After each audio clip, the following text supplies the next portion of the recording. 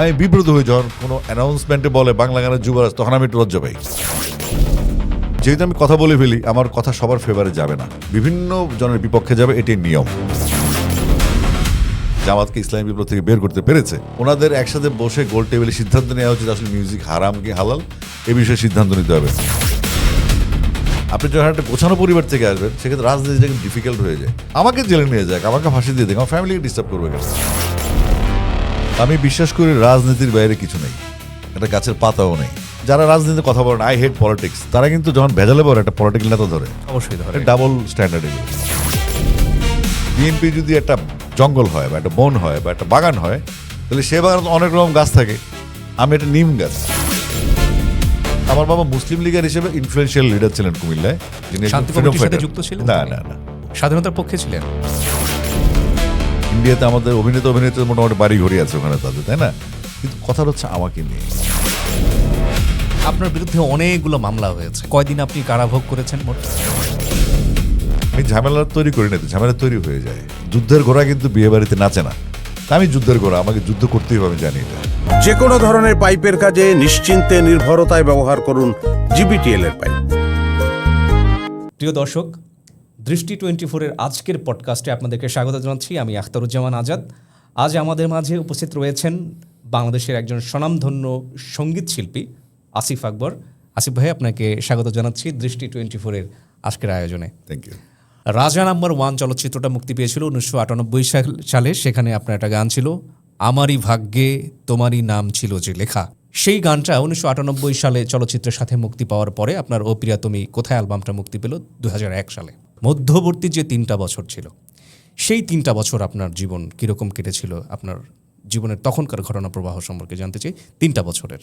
আপনাকে ধন্যবাদ, আমার প্রিয় কবি আখতারুজ্জামান আজাদ।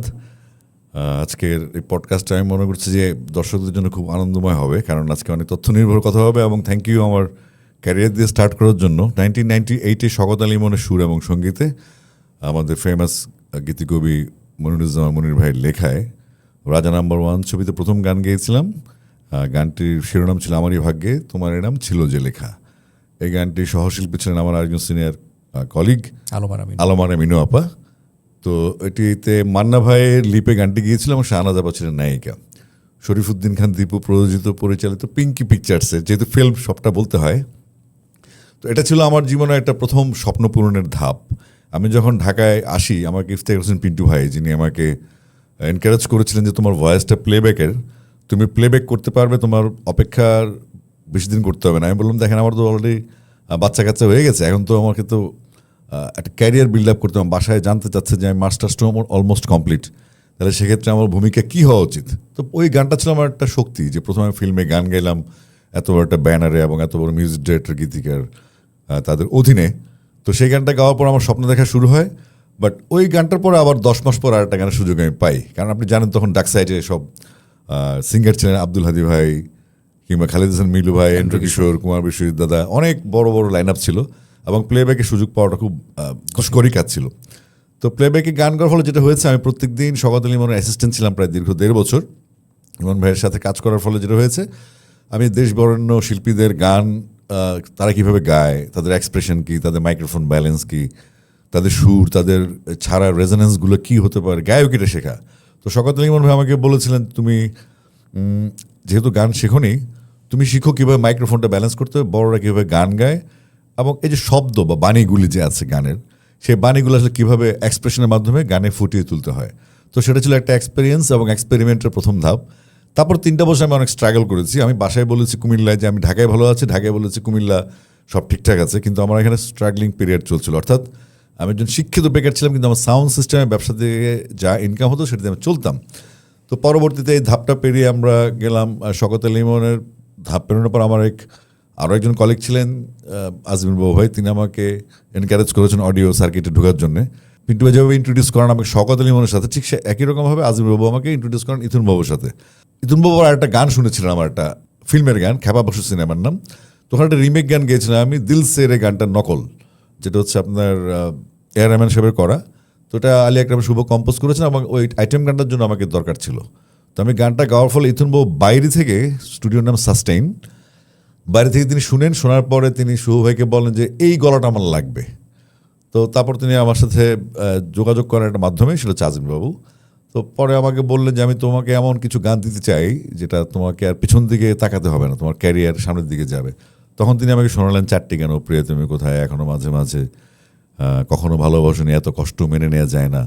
তো এই গানগুলো শোনার পর আমার ভালো লাগলো। কিন্তু তখন আমি আবার আরেকটা কাজ শুরু করেছিলাম, আমাদের মিউজিক ডাইরেক্টর মনোর হোসেন টুটুল ভাইয়ের সুরে 3টি গান করেছি।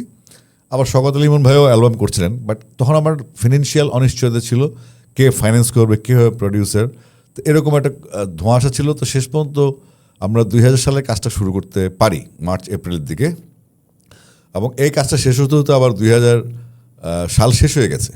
তো এর মধ্যে 1 সালে ঈদ আসলো। ঈদের সময় আপনার অ্যালবামটা ছাড়ার কথা ছিল সাউন্ডটেক থেকে, সাউন্ডটেক অ্যালবামটা ছাড়েনি, কারণ তখন অনেক বড় বড় আর্টিস্টদের অ্যালবাম আসছিল। সাউন্ডটেক ভাবলো যে এখন যদি গানটা পরিবার ছাড়ি। থেকে কি কোনোভাবে চাপ আসছিল কনভেনশনাল কোনো পেশায় যাওয়ার জন্য?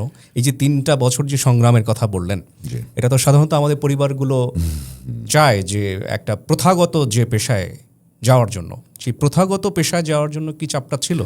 যেহেতু আমি মাস্টার্সটা অনার্সটা ততক্ষণে কমপ্লিট করে ফেলেছি, এখন মাস্টার্সটা করেছি 99 পর্যন্ত আমার সেশন জট, যেহেতু আমি 92 থেকে 99 প্রায় 7 বছর সময় লেগেছে আমার সেশন কমপ্লিট করতে। তো আমার ফ্যামিলি চাচ্ছিলাম জব করি, কারণ ব্যবসা তো আমাদের পরিবার নাই। তো সেক্ষেত্রে আমার মেজো ভাই, যিনি জেনারেল আমিন আকবর, তিনি তখন ছিলেন এডিসি ছিলেন জেনারেল নুরুদ্দিন সাহেবের, তখন আমার একটা চাকরি রেডি করেছিলেন ফিনলে টি গার্ডেনে শ্রীমঙ্গলে। তো সেই চাকরিটাতে জন্য আমার চাপ ছিল ফ্যামিলি থেকে যে যাও ওই চাকরিটা করতে হবে, চাকরিটা করতে হবে, অ্যাসিস্ট্যান্ট ম্যানেজার, সমাজকে বলা যাবে যে আমাদের ছেলে কিছু একটা করে। স্টেটে ম্যানেজার। এখন আপনি সব জায়গায় দেখবেন, মানে কেউ গান গায়, কেউ খেলাধুলা করে, এই পরিচয়টা দিতে চায় না, অ্যাসুরেন্স না পাওয়া পর্যন্ত সে প্রতিষ্ঠিত। তো প্রতিষ্ঠা পাওয়ার আগ পর্যন্ত এই সমস্ত পেশাগুলি আসলে পরিবারে খুব একটা যখন প্রতিষ্ঠিত হয়ে গেলেন, তখন আগে আপনার পরিবার যে পেশাটায় থাকার কারণে সেই পরিচয়টা দিতে চাইতো না পরিবার, পরবর্তীতে যখন অত্যন্ত বিখ্যাত হয়ে গেলেন, তখন আপনার পরিবারের সদস্যদের চোখে মুখে কি পরিবর্তনটা আপনি মূলত লক্ষ্য করেছিলেন? এটা ভেরি আনইউজুয়াল একটা ট্র্যাক ছিল, কারণ একটা আমাদের ফ্যামিলিটা একটু মধ্যবিত্ত পরিবার, এবং সেখানে সবাই শিক্ষক, আইনজীবী, বিজনেসম্যান নাই, বিভিন্ন পেশায় থাকে, বাট গভর্নমেন্ট জব করে, এরকম আর কি। তো আমার পেশাটা ছিল বিচিত্র, তাই না? একটা এরকম একটা গুছানো ফ্যামিলিতে হঠাৎ করে একজন গায়ক এসে গেল, এটা অবশ্যই একটা অভিনবই ছিল ব্যাপারটা আমাদের ফ্যামিলি। আপনার পূর্বপুরুষদের মধ্যে ওরকমের সঙ্গীত শিল্পী? না, আমার আব্বা আম্মা পছন্দ করতেন গান, আমাদের ফ্যামিলি গান পছন্দ করতো। আমরা সেই ছোটবেলা থেকে আগরতলার আকাশবাণী আগরতলা বা রেডিও শিলংয়ের গান শুনতাম। এটা শুনতে হতো, 1 ব্যান্ড রেডিওতে আসতো বা 3 ব্যান্ড রেডিওতে বা টেপে গান শুনতাম, পুজোর সময় অ্যালবাম রিলিজ হতো। তো গান শোনার অভ্যাসটা ছিল, সবাই সঙ্গীত প্রেমী বাসায়, কিন্তু ক্যারিয়ার হিসেবে মিউজিককে নেওয়ার মতো প্রস্তুতি আমাদের ফ্যামিলি ছিল না। আমাদের পরিবার তো সেক্ষেত্রে 2001-এ যখন অ্যালবামটা রিলিজ হয়, তারপরে অনেক প্রবলেম ছিল। তো শেষ পর্যন্ত 3 মাস পরে গিয়ে অ্যালবামটা সফলতার মুখ দেখে, ও প্রিয় তুমি কোথায়, তারপর থেকে আবার পরিচয় চেঞ্জ আর কি। এই হলো মোটামুটি 3 বছরের স্ট্রাগল। যেমন আপনি মান্নার কথা বললেন, জি, সাধারণত আমরা একটা জিনিস দেখে থাকি যে সুনির্দিষ্ট একজন কণ্ঠশিল্পীর সাথে সুনির্দিষ্ট একজন অভিনেতা বা অভিনেত্রীর একটা সিনক্রোনাইজেশন খুব ভালো হয়ে থাকে। যেমন রুমানা মোর্শেদ, কনক চাপার কথা যদি আমরা বলি, তাহলে দেখা যায় যে শাবনুরের কণ্ঠে ওনার গান সবচেয়ে বেশি সামঞ্জস্যপূর্ণ মানুষই হতো। সেটা দর্শকরাও বলে, আমিও বলি, সেটা কনক চাপা নিজেও বলেন। আপনার কণ্ঠে অনেক চিত্রনায়ক অভিনয় করেছেন। কোন চিত্রনায়ককে মনে হতো যে এই চিত্রনায়ক মেড ফর মি বা I am made for him? 3 জনের নাম নিতে পারি আমি। প্রথমত মান্না ভাই, দ্বিতীয়ত সাকিব খান, তৃতীয়ত আমিন খান। আর ওনাদের যে অ্যাটিচিউডটা Action hero। স্ক্রিনে ছিল, স্ক্রিনের সাথে আমার ভয়েসটা পর্দায় ভালো যেত। আর অন্য জায়গায় দেখা যাচ্ছে আমার ভয়েসটা বেশি ভারী হয়ে যাচ্ছে, নায়কের সাথে মিলছে না, তার ডায়ালগের পরবর্তী গানটা ঠিকমতো হচ্ছে না, শারীরিকভাবে শক্তিশালী কোনো ওইরকম। বাট ওই ভয়েসের যে এক্সপ্রেশন, ওর কথা বলছে একরকম, গান গেছে আর একরকম। তো এটা একটা ফিল্ম, তো প্লেব্যাক, আপনার সব কিছুই দেখা হয় স্ক্রিনে, একটা আন্দাজ করা হয় কী হতে পারে সেটা। তো সেক্ষেত্রে প্লেব্যাকটা ছিল আমার প্রথম ক্যারিয়ারের শুরুটা। খুব রেয়ার যে আপনার প্লেব্যাক থেকে কোনো আর্টিস্ট অডিও সার্কিটে এসে শাইন করেছে, এটা কিন্তু আমি সাধারণত অডিও জগৎ থেকে প্লেব্যাকে, Exactly, আপনি প্লেব্যাক থেকে অডিওতে গিয়েছেন, আবার সেখান থেকে প্লেব্যাক করেছেন, এরকমের। 2001 সালের পূর্ববর্তী 29 বছর আসিফ আকবরকে তেমন কেউ চিনত না। এটা ছিল একটা প্রাইভেট ফিগার জীবন। 2001 পরবর্তী এই যে 2026 পর্যন্ত শিকি শতাব্দী, 25টা বছর, এই 25 বছর আপনি পাবলিক ফিগার। সেই 29 বছরের প্রাইভেট ফিগার জীবনের সাথে 25 বছরের পাবলিক ফিগার জীবনের কি কি তফাৎ আপনার চোখে পড়ে? যে কোনো ধরনের পাইপের কাজে নিশ্চিন্তে নির্ভরতায় ব্যবহার করুন জিবিটিএল এর পাইপ। প্রথমত জায়গাটা আমার জন্য নতুন ছিল, আমি খুব প্রশিক্ষিত বা সুশিক্ষিত গায়ক ছিলাম সেটাও না। তো আমাকে প্রথম অ্যাডজাস্ট করতে হয়েছে, এটা বিশাল বড় একটা ইন্ডাস্ট্রি, এবং ইন্ডাস্ট্রিতে অনেক মহিরুহ আছেন। আমাদের সময় তখন আইয়ুব বাচ্চু ভাই জীবিত ছিলেন, অ্যান্ড্রু কিশোর ছিলেন, বিশাল ব্যাপার ছিল একটা ইন্ডাস্ট্রি। তো সেক্ষেত্রে আমি কতটুকু কীভাবে সাস্টেনেবল হবে আমার ক্যারিয়ারটা, আমি কীভাবে টিকে থাকবো, সেটা ছিল প্রথম চিন্তা। তো সেক্ষেত্রে যখন অডিও সার্কিটে আমি ফ্লোরিশ হয় আমার ক্যারিয়ারটা, আমি চেষ্টা করেছি কন্টিনিউয়াস মিউজিক করতে। অর্থাৎ নতুন যেহেতু বড় আর্টিস্টরা আমার সাথে গান গাইতে চাইতেন না, তাদের একটু স্ট্যাটাসে সমস্যা ছিল যে আসিফের সাথে এখন গান গাইবো না বা রিফিউজ করে দিয়েছে, তখন আমি পিএল হাসান ভাই এবং আতিক বাবুকে নিয়ে মিক্সড অ্যালবাম শুরু করলাম, ভুলতে পারি না সাথী, কেমন আছো তুমি, এই টাইপের। তো এটা করার পরে ওই দুইটা অ্যালবামই ও প্রিয়ার পরে সফল হয়। সফল হওয়ার পরে কোম্পানি এরপরে কি ওই একই শিল্পীরা আপনার সাথে গাওয়ার জন্য মুখিয়েছিলেন? না, মুখে কি আসলে ইন্ডাস্ট্রি চলে একটা স্টাইলে, এখন বাজেট থাকে, আর্টিস্ট সিলেকশন থাকে, মিউজিক ডিরেক্টর কাকে পছন্দ করবে, কোম্পানি কাকে রিকোয়ারমেন্ট দিবে, সেগুলি সব একটা হিসাব থাকে। তো সেই হিসাবে তখন আমি টপে চলে যাই, কারণ সাউন্ডটেক থেকে অনেক আর্টিস্ট যখন চলে যায়, সাউন্ডটেক মোটামুটি তখন ভেঙে পড়ার উপক্রম, সাউন্ডটেক কোম্পানিটা থাকে না। তখন কোম্পানি আমাকে একটা ক্লিন চিট দিয়ে দিল যে ঠিক আছে, আপনি এখন মানুষ আপনার গান শুনছে, আপনি আপনার মতো করে কাজ করেন, আপনি এখন যা গাইবেন সেটাই মানুষ নেবে, সুতরাং আপনি স্বাধীন। এই স্বাধীনতা পাওয়ার পর থেকে বেসিক্যালি আমার উল্লম্ফনটা শুরু হয়। উল্লম্ফনটা শুরু হয় তখন আমি আপনার এই বিভিন্ন অ্যালবাম করা শুরু করি, সোলো অ্যালবাম। তখন আমাকে সাউন্ডটেক অফার দিল যে আপনি বড় আর্টিস্টের সাথে গান করেন, যেমন রুনা লায়লা ম্যাডাম বা সাবিনা ইয়াসমিন ম্যাডাম, এদের সাথে আপনি ডুয়েট অ্যালবাম করেন। তো আমি আবার সে পথে যাইনি, আমি সবসময় ইউথ বা ইয়াংদেরকে প্রাধান্য দিতাম। তো প্রাধান্য দিতে গিয়ে আমি প্রথম ডুয়েট অ্যালবামটা করি দিনাত জাহান মুন্নির সাথে। পরবর্তীতে সাউন্ডটেক আমাকে অফার দেয় যে আপনি একটু মুম্বাই যান, মুম্বাই গিয়ে আপনি একটু নিজেকে টেস্ট করে আসেন, আপনি অভিজ্ঞতা হবে, ওখানে গিয়ে গান গান। এই কবিতা কৃষ্ণমূর্তির সাথে আপনার কাজ হয়েছিল শেষ পর্যন্ত কোনো? কবিতা কৃষ্ণমূর্তির সাথে আমার অ্যালবাম হয়েছিল মিলন, সেটা মনোর হোসেন টুটুলের সুরসঙ্গীতে। সেটা হয়েছিল 2002 সালে, 3 সালে রিলিজ হয়েছিল।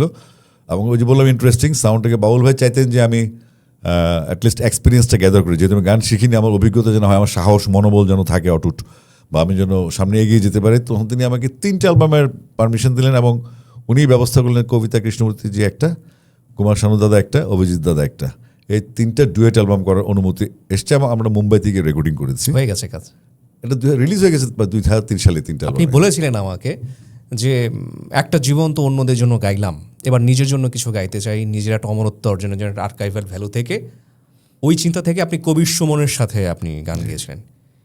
মানে আপনার কি মনে হয় যে কবির সুমনের সাথে যে গানটা গিয়েছিলেন সেটা অমরত্ব লাভ করবে, বা তার সাথে আপনার অভিজ্ঞতা, অনুভূতি ইত্যাদি ইত্যাদি? কি আরিফ নামে একজন ভদ্রলোক ছিলেন যিনি কবির সুমনের ইভেন্টগুলো দেখতেন বাংলাদেশে এবং ওনাকে খুব আদর করতেন।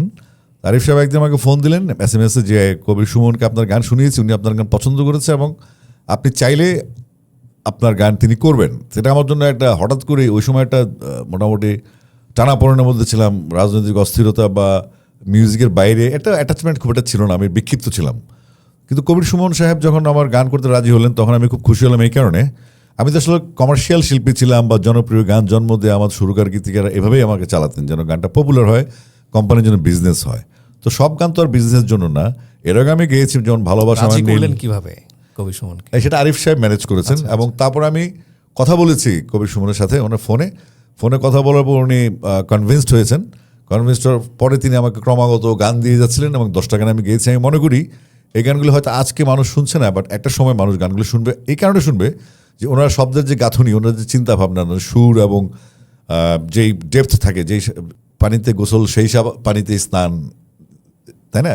যেই সাবানে কাপড় কাচা সেই না, মানে সেই সাবানে, সেটা হচ্ছে এরকম যে আপনি যেই জলে গোসল করেন সেই জলে আপনি স্নান করেন। মিন করে ডিফারেন্ট ইস্যু, গোসল করে মুসলমানরা, স্নান করে হিন্দুরা। তো এই যে একই লাইনে উনি যে ধর্ম বিভেদটা বের করে নিয়ে আসলেন, এটা একটা ইউনিক ব্যাপার। তো আমি মনে করি যে এখন তো মানুষ অস্থির সময়, বা আমি অস্থির সময় গান করি, তখন মিউজিক ভিডিওর যুগ, এগুলো হয়তো শোনা হয়নি, কিন্তু একসময় শুনবে মানুষ। এবং এটা আমার আর্কাইভকে, আমার ক্যারিয়ারকে অনেক সমৃদ্ধ করেছে। তার মানে এই না শুধু কবির সুমনও করেছেন, বাংলাদেশের গীতিকে শুরু করেন আমার জন্য অনেক মাইলস্টোন গান করেছেন। আসলে সময় না গেলে তো আপনি কোনটা যুগ পার হয়েছে বা কালোত্তীর্ণ হয়েছে বা সময় লাগে।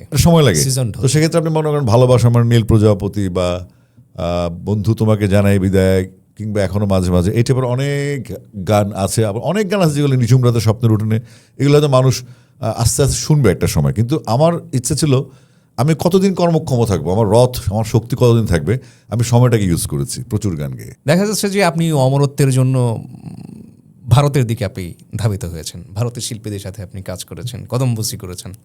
একটা বিতর্ক তৈরি হয়েছে যে আপনার একটা ভারত বিরোধী মনোভাব সমাজে প্রচলিত, সারা দেশের মানুষ একটা অ্যান্টি ইন্ডিয়ান সেন্টিমেন্ট আপনি ধারণ করেন বলে কথিত আছে। কিন্তু ঠিকই আবার সেই অমরত্বের সন্ধানে আপনি ভারতের দিকে গেলেন। এটা এক ধরনের স্ববিরোধিতা কিনা, বা স্ববিরোধিতা যদি না হয় এটা কেন স্ববিরোধিতা না? এটা একটা কি কোশ্চেন আমি মনে করি আজকে এই পডকাস্টে, সেটা হচ্ছে 2002 সালে যখন সাউন্ডটেক অফারটা করে সেটা কিন্তু আমার প্রপোজাল ছিল না। আর আপনি দেখবেন তার পরবর্তীতে যে কাজগুলো হয়েছে, নিকিতা গান্ধী বা অনুরাধা পড়োয়ালজি বা সাধনা সারগাম, সেটা কিন্তু বাংলাদেশের প্রোডাকশন ছিল না, সেটা ছিল ইংল্যান্ডের প্রোডাকশন। আচ্ছা। অর্থাৎ ইংল্যান্ড থেকে প্রোডাকশনটা হয়েছে, ওখান থেকে অফারটা এসছে এবং সেখানে গিয়েছি। গানের সেক্টর আপনি রুনাপা এখনও কিন্তু আমাদের ওনার কদিন আগে উনি বড় অ্যাওয়ার্ড পেয়েছেন, এবং ঠিক 5 আগস্টের পরেই দেখবেন জেমস ভাই কিন্তু কনসার্ট করতে গিয়েছে, মুস্তাফিজও IPL খেলেছে, রুনাপা যাচ্ছেন, অনেকেই বাংলাদেশে ইন্ডিয়াতে আমাদের অভিনেতা মোটামুটি বাড়ি ঘড়ি আছে ওখানে তাদের, তাই না? কিন্তু কথা হচ্ছে আমাকে নিয়ে, হ্যাঁ, আপনাকে নিয়ে আমাকে নিয়ে কথাটা হচ্ছে, এটা তো মজা। এখন আপনি যদি কথা বলেন সেক্ষেত্রে কথা বলতেই পারেন, কারণ এখন কথা বলার সময় আসছে, সোশ্যাল মিডিয়ায় চলে আসছে, আপনি এক্সপ্রেস করতে পারেন আপনার বক্তব্য। কিন্তু ফ্যাক্ট ইজ আমি তো গায়ক, তো আমাকে গায়ক হিসেবে যদি আপনি দেখেন তাহলে আমার পরিধিটা অনেক দূর যেতে পারে। যেমন আমি মালয়েশিয়ায় গান গেলাম কয়েকদিন আগে, মালয়েশিয়ার একজন রানীর সাথে গান গেয়েছি মালয় ভাষায়। তো তারপরে হয়তো কখনো দেখবেন যে পাকিস্তানের এখন কোলাবোরেশনের চিন্তা হচ্ছে, রাহাত ফাতে খানের সাথে আমার একটু ডুয়েট বোধ হবে, কোলাবোরেশন হচ্ছে। তো ইন্ডিয়া যেহেতু আমাদের সাথে বেশি কমিউনিকেটিভ ছিল, গানগুলো হচ্ছে, হয়তো ভবিষ্যতে আরও হবে, আমি বলছি না যে হবে না।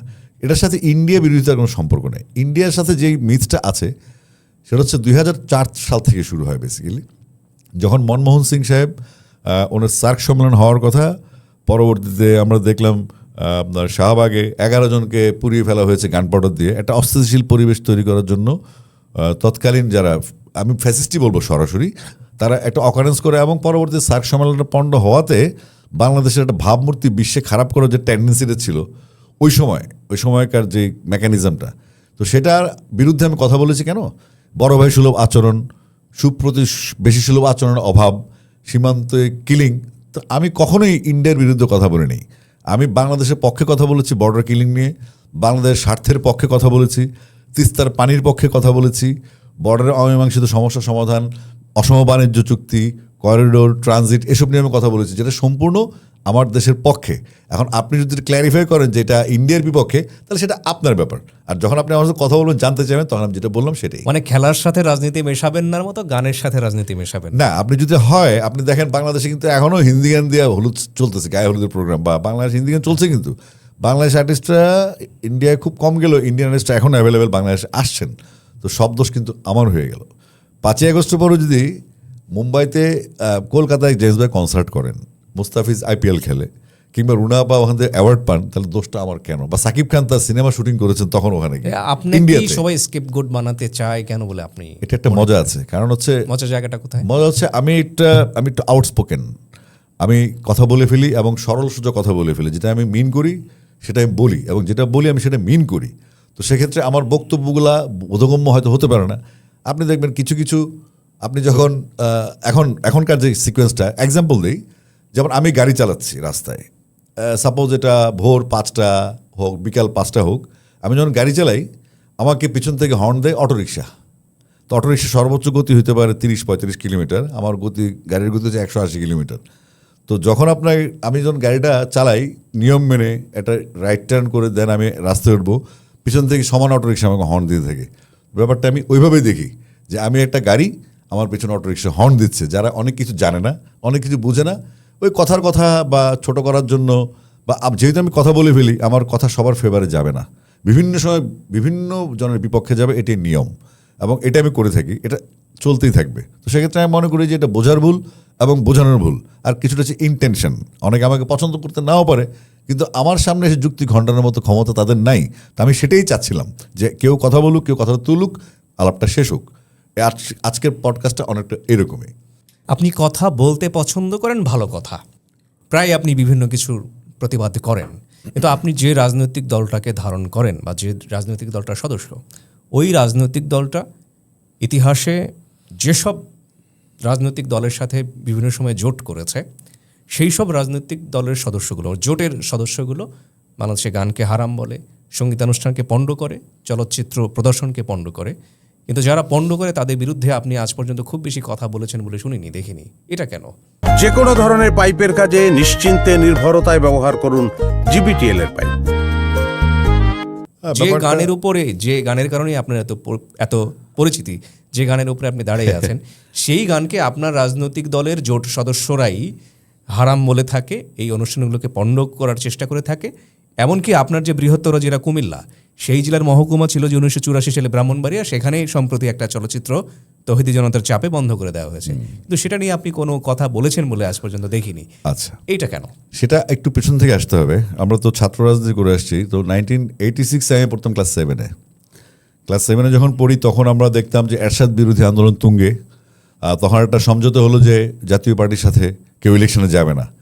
সমঝোতা কীরকম হলো? জামাত ইসলামী, বাংলাদেশ জাতীয়তাবাদী দল এবং আওয়ামী লীগ ওরা শপথ করলো যে তারা ইলেকশনে যাবে না, অর্থাৎ 86-এর নির্বাচনটা হবে না, যারা যাবে তারা জাতীয় বেঈমান, জাতীয় বেঈমান হবে। তো আমরা দেখেছি যে ওই ইলেকশনে জামাত ইসলামী এবং আওয়ামী লীগ গিয়েছে এরশাদের সাথে, বিএনপি কিন্তু যায়নি। তাহলে 86 থেকে যদি ধরি, তাহলে আওয়ামী লীগ, জাতীয় পার্টি এবং জামাত ইসলাম কিন্তু গুড ফ্রেন্ড, তারা ওল্ড ফ্রেন্ড, তারা পার্লামেন্ট ভাগাভাগি করেছে এবং বেগম জিয়া তার আপসীনতা বজায় রেখে সেই 90-এর গণ অভ্যুত্থান থেকে 91 সালে তিনি পাওয়ারে এসেছেন। এইবার যদি আপনি 91 সাল থেকে যান, তাহলে 91 সালে বিএনপি এককভাবে সরকার গঠন করেছে। 2001-এর দিকে যাই, আস্তে আস্তে আসছি আমি। আচ্ছা। তো আপনার 96-এ যখন আপনি হ্যাঙ্গিং পার্লামেন্ট হলো, তখন কিন্তু আবার জামাত ইসলামের সাথে পায়ে ধরে সালাম করার একটা রেকর্ড করে আওয়ামী লীগ ক্ষমতায় আসলো। তখন কিন্তু জামাতের একটা সাপোর্ট ছাড়া তাদের চলতো না, ওইটা তাদের লাগতো। তো জামাতের সাথে আওয়ামী লীগের যে সখ্যতা, এটা প্রাচীন আমল থেকেই।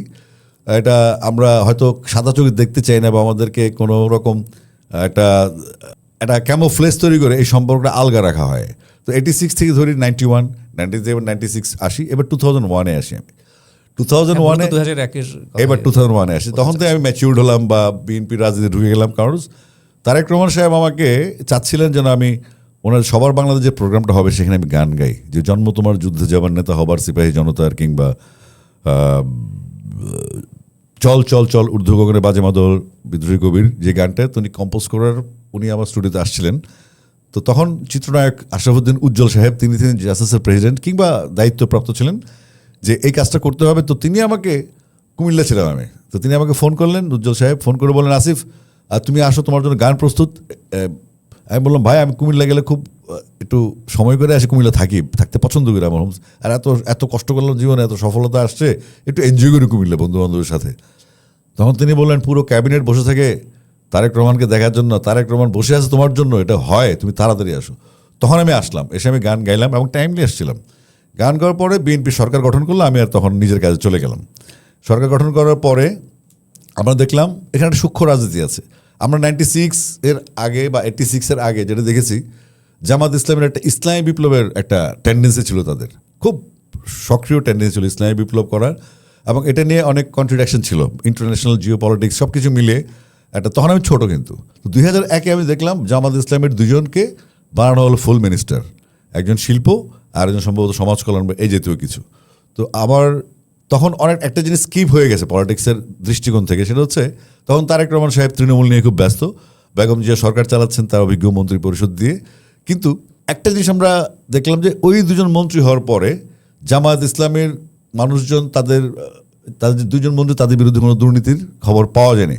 কিন্তু ব্যাংক, হসপিটাল, শিক্ষা প্রতিষ্ঠান, কোচিং সেন্টার, বিভিন্ন প্রতিষ্ঠান জামায়াত ইসলামী তাদের পৃষ্ঠপোষকতায় তাদেরকে প্রতিষ্ঠা করলো, কলেজ, স্কুল, ব্যাংক, আমরা সব জানি। এটা পরবর্তী এখন আমরা সব জানি। তো এখন আমি বুঝলাম যেটা, সেটা হচ্ছে আমার রাজনৈতিক অভিজ্ঞতা থেকে তারেক রহমান সাহেব বা বেগম জিয়া, তখন তো বেনাম প্রধানমন্ত্রী তারেক ভাই দেখছেন রাজনৈতিক কর্মকাণ্ডগুলি, তখন যেটা আমার সবচেয়ে ওয়াইজ মনে হয়েছে, এই যে ব্যাংক, বিমা বা হসপিটাল, কোচিং সেন্টার, এগুলো যে প্রতিষ্ঠা করা হলো জামাতের মাধ্যমে, জামাত কিন্তু প্রপার্টি হয়ে গেল, ওদের সম্পদ হয়ে গেল, আর সম্পদ হয়ে গেলে কিন্তু বিপ্লব হয় না। তো আমার মনে হচ্ছে টেকনিক্যালি তারেক রহমান এই কাজটা করেছে, জামাতকে একটু সম্পদশালী করে দিলে ইসলামী বিপ্লব থেকে জামাত ইসলাম সরে যাবে, এবং ইসলামী বিপ্লবটার সাথে বাংলাদেশের যে, এটা কি আপনি ধারণা থেকে? না, আমি বিশ্বাস করি এটাই ঘটেছে। মানে আপনার বিশ্বাস থেকে বা ধারণা থেকে বলছেন? না, বিশ্বাস থেকে বলছি, কারণ যখন আমরা তো বিপ্লব পড়েছি, পড়াশোনা তো আছে, বিপ্লবের মেইন ভূমিকাটা কি, আমরা একদম কোণঠাসায় আমরা পিছনে। আমার মূল প্রশ্নটা ছিল যে আমি আসছি, এই যে হারাম হালালের বিষয়টাতে আপনার যেটা ডিটেল বলতে হবে। 2001 নির্বাচনের পর আমরা যেটা দেখলাম, এই দুজন মন্ত্রীর মাধ্যমে জামাত ইসলাম একটা পুঁজিবাদী গণতন্ত্রে চলে গেল, অর্থাৎ তাদের কাছ থেকে ইসলামী বিপ্লব হারিয়ে গেল। এটা একটা রাজনৈতিক কৌশল ছিল আমি জানি না, বাট কৌশল যদি না হয় বিএনপি সফল এবং বাংলাদেশ সফল এখানে জামাতকে ইসলামী বিপ্লব থেকে বের করতে পেরেছে। আর তারপর আপনি যে কথাগুলি বলছেন, আপনি যেই তৌহিদি জনতার কথা বলছেন, যে বিভিন্ন এলাকায় যে প্রোগ্রামগুলো হচ্ছে, এটা কোন সময় হয়েছিল? ইন্টারিম গভর্নমেন্টের আমলে খুব প্রকট আকার ধারণ করেছিল। তখন মপতন্ত্র সব আমলেই ছিল। আমি বলছি তখন মপতন্ত্র বা আপনার প্রশাসনের দুর্বলতা, অ্যাডমিনিস্ট্রেশন, অনেক কিছু ছিল, আবার উস্কানিও ছিল যে এই ইন্টারিম গভর্নমেন্টকে যত দ্রুত বিদায় করা যায়, যত উস্কানি দেওয়া যায়, অনেক রকম হিসাব নিকেশ তো রাজনীতি থাকে, আমরা তো সব কিছু বুঝবো না। আর আমি ধর্মীয় ব্যাপার নিয়ে আমি খুব কম কথা বলি। আর আমার কাছে মনে হয়েছে এই মপতন্ত্র যে তৌহিদি জনতার নামে, সেটা নিয়ে আমার এই মুহূর্তে কথা বলা মানে আমি কাকে বলবো, যেটা হচ্ছে একটা ইন্টারিম গভর্নমেন্ট যাদের অতটা ক্ষমতা তখন নাই, আর সেটা নিয়ে একটা উস্কানি দেওয়া হয়। আপনি অনেক সমস্যার সমাধান হয়তো করতে পারবেন না, কিন্তু আপনি যদি উস্কানি দিয়ে দেন, সেই উস্কানিটা যদি প্রকট আকার ধারণ করে, সেটাকে হ্যান্ডেল করার মতো পরিস্থিতি আমাদের অ্যাডমিনিস্ট্রেশন থাকতে হবে। তো যেক্ষেত্রে আমার মনে হয় যে এটা একটা কম্বাইন্ড বিষয়। আমি বললেই যে মব বন্ধ হয়ে যাবে বা তৌহিদি জনতা কাজ করবে, সেটা কিন্তু না। আর তৌহিদি জনতা আসলে কাকে রিপ্রেজেন্ট করে এটা কিন্তু ক্লিয়ার না। আমি বলেছি আমাদের আলেম ওলামায় যারা আছেন, তো আমি খেয়াল করেন না, তো ফেসবুকে পোস্ট ছিল, আমাদের আলেম ওলামায় যারা আছেন বাংলাদেশে, ওনাদের একসাথে বসে গোল টেবিলে সিদ্ধান্ত নেওয়া উচিত আসলে মিউজিক হারাম কি হালাল, এ বিষয়ে সিদ্ধান্ত নিতে হবে। এক্ষেত্রে আমরা বিভিন্ন মুসলিম রাষ্ট্রে, মাছরাঙা টিভিতে কথাটা বলেছি, বিভিন্ন ইসলামিক রাষ্ট্রে আমরা দেখি, মালয়েশিয়া, ওখানে আপনার ইসলামিক কান্ট্রি কিন্তু যার যার ধর্মসে পালন করছে, ওখানে বার পাপ চলছে। ইন্দোনেশিয়া দেখেন, আপনি যদি ব্রুনাইতেও দেখেন কনজারভেটিভ, আপনি মালদ্বীপেও দেখেন কনজারভেটিভ, সব জায়গায় কিন্তু একটা ইকোনমিক জোন তৈরি করে, ট্যুরিজমের জন্য আলাদা একটা জায়গা তৈরি করে। বাংলাদেশ সেটা নাই। এটা কি হচ্ছে? এখানে কাকে প্রিভিলেজ দেওয়ার জন্য হচ্ছে না? তো আমাদের ইকোনমি তো পর্যটন বেস হতে পারছে না এই সমস্ত কারণে। তো আমাদের কথা হচ্ছে এই ক্ষেত্রে আমাদের প্রত্যেকটা সরকারের উচিত, এখনও উচিত, যে আলেম ওলামা আমাদের সাথে বসে একটা নীতিমালায় আসা উচিত, একটা সিদ্ধান্ত। এই সমস্ত তাওহীদি জনতা তারা তাদের রিপ্রেজেন্ট কারা করে, ওরা কাদের প্রশ্রয়ে আশ্রয়ে, বা কেন তারা কাজটা করছে, তাদের গার্ডিয়ানশিপটা কার হাতে, এগুলো আমাদের যাচাই বাছাই করার সময় এসছে এখন। আরেকটা ব্যাপার মানে এখানে প্রাসঙ্গিকভাবে চলে আসে, সেটা হচ্ছে যে পশ্চিমবঙ্গের সাধারণ মানুষ কিন্তু গানের দিক থেকে আমাদের চাইতে আগানো, অভিনয়ের দিক থেকে, সাংস্কৃতিক দিক থেকে তাদের মন মানসিকতা আগানো। এখানে যে আমাদের দেশে যে ধর্মীয় যে একটা বাধা রয়েছে, প্রতিবন্ধকতা, শুরু থেকেই, জীবনের শুরু থেকেই তাকে শিখিয়ে দেওয়া হয় যে গান গাওয়া ঠিক না, অভিনয় করা ঠিক না। এই যেটা মনস্তাত্ত্বিক দ্বন্দ্ব থাকে, আপনি কি মনে করেন না যে এই কারণেই আমরা মানসিকভাবে ছোট হয়ে থাকি? এটা খুব বেশি দিন হয়নি যে আপনারা যে মনস্তাত্ত্বিক দ্বন্দ্বের কথা বলছেন, এটা কিন্তু খুব একটা বেশি হয়নি। কারণ আমার আম্মা আজিমপুর গার্লসে পড়তেন, আমার আব্বা ঢাকা বিশ্ববিদ্যালয়ে পড়তেন, ওরা কিন্তু ভাষা আন্দোলন করেছেন এবং ওরা আমার মুখের ভাষা কায়রে নিতে চায়। আমাদের বোনরা আধুনিক স্টাইলেই বড় হয়েছেন এবং তারা কনজারভেটিভ লাইফও লিড করেছেন। তা আমার মনে হচ্ছে কি, এই বিগত 1 দশক বা বিগত 15 বছর ধরি এখানে অনেক ডেটোরেট করেছে আমাদের মানসিক চিন্তাভাবনার ইস্যুগুলি, সাংস্কৃতিক মুভমেন্ট। ডেটোরেট করার কারণগুলো কি কি ছিল বলে আপনার মনে হয়? আমার কেন যেন মনে হয় গার্ডিয়ানশিপের অভাব, আমাদের দেশের রাষ্ট্রীয় নীতিমালার সমস্যা, আমরা হয়তো ফোকাস করতে পারিনি যে আমাদের এইভাবে আমাদের চলা উচিত, দেশে মিউজিক চলবে কি চলবে না এ বিষয়ে রাষ্ট্রীয় সিদ্ধান্ত আসা উচিত, বা এ বিষয়ে কোনো রকম উচ্চ পাওয়ার নিয়ে কোনো রকম কমিটি হয়েছিল আমি জানি না কোনো আমলে। তো এটা একটা বাজের দিক যে আপনি একটা প্রোগ্রাম হবে, আপনি হুট করে একদল লোক চলে যাবে, এটা তো কোনোভাবে কনস্টিটিউশন ক্যারি করে না। তো সুতরাং এটা একটা নির্দিষ্ট জায়গায় আসা উচিত বলে আমি মনে করি, এবং এটা আমি লিখেছি, বলেছিও। গার্ডিয়ানশিপের কথাটা যেহেতু বললেন, এই বিষয়টা এখানেই তাহলে শেষ করি। সেটা হচ্ছে যে এখন যেহেতু আপনার পছন্দের দলের গার্ডিয়ানশিপে দেশটা আছে এবং সরকারের সর্বোচ্চ পর্যায়ে যেহেতু আপনার যাতায়াত আছে, তা আপনার প্রতি একটা আহ্বান বা অনুরোধ বা পরামর্শ যেটাই বলেন সেটা থাকবে যে আপনি দেশের সর্বোচ্চ গার্ডিয়ান যিনি রয়েছেন তার কাছে পৌঁছে দেবেন যে এই বার্তাটা যে অন্তত একটা সমাধানে যেন আসা হয়। এই যে হঠাৎ করে হারাম হালাল হঠাৎ করে বন্ধ হয়ে যাওয়া। আপনি নিশ্চয়ই দেখেছেন, উনি যখন লন্ডনে ছিলেন নির্বাসিত, তিনি তখনই বলেছেন যে গিটার বাজাবে সে বাজাবে, যে পিয়ানো বাজাবে সে বাজাবে, যে গান গাইতে পারে সে গাইবে, যে কবিতা আবৃত্তি করতে পারে। ব্রাহ্মণবাড়িয়ায় কিন্তু এই সরকার তেমন কোনো পদক্ষেপ না, আপনার ব্রাহ্মণবাড়িয়া একটা টেস্ট কেস সামনে আসছে এখন, বাট এই কেসটা যেন সারা দেশে ছড়িয়ে না পড়ে সেজন্য একটা নীতিমালা করা উচিত। কিন্তু আমাদের সরকার এখন যেটা, আপনি সর্বোচ্চ লেভেলে যায়েন না, আমি বিএনপিকে সাপোর্ট করি, বেগম জিয়ার মৃত্যুর পরে হয়তো আমি একটু গার্ডিয়ানলেস আছি বা একটু ট্রমায় আছি যে বেগম জিয়া নাই, এটা আমার জন্য ট্রমা। কিন্তু আমি বিশ্বাস করি যে এই বিএনপি সরকার সবসময় একটা প্রোগ্রেসিভ সরকার, আধুনিক সরকার, এবং বাংলাদেশে যত আধুনিক কিছু হয়েছে, আপনি আজকে বাংলা একাডেমি পুরস্কার বলেন, আজকে জাতীয় চলচ্চিত্র পুরস্কার বলেন, আজকে অমর 21 পদক বলেন, আজকে স্বাধীনতা পদক বলেন, সব কিন্তু বিএনপির আমলে করা। আপনি কৃষি পদক বলেন।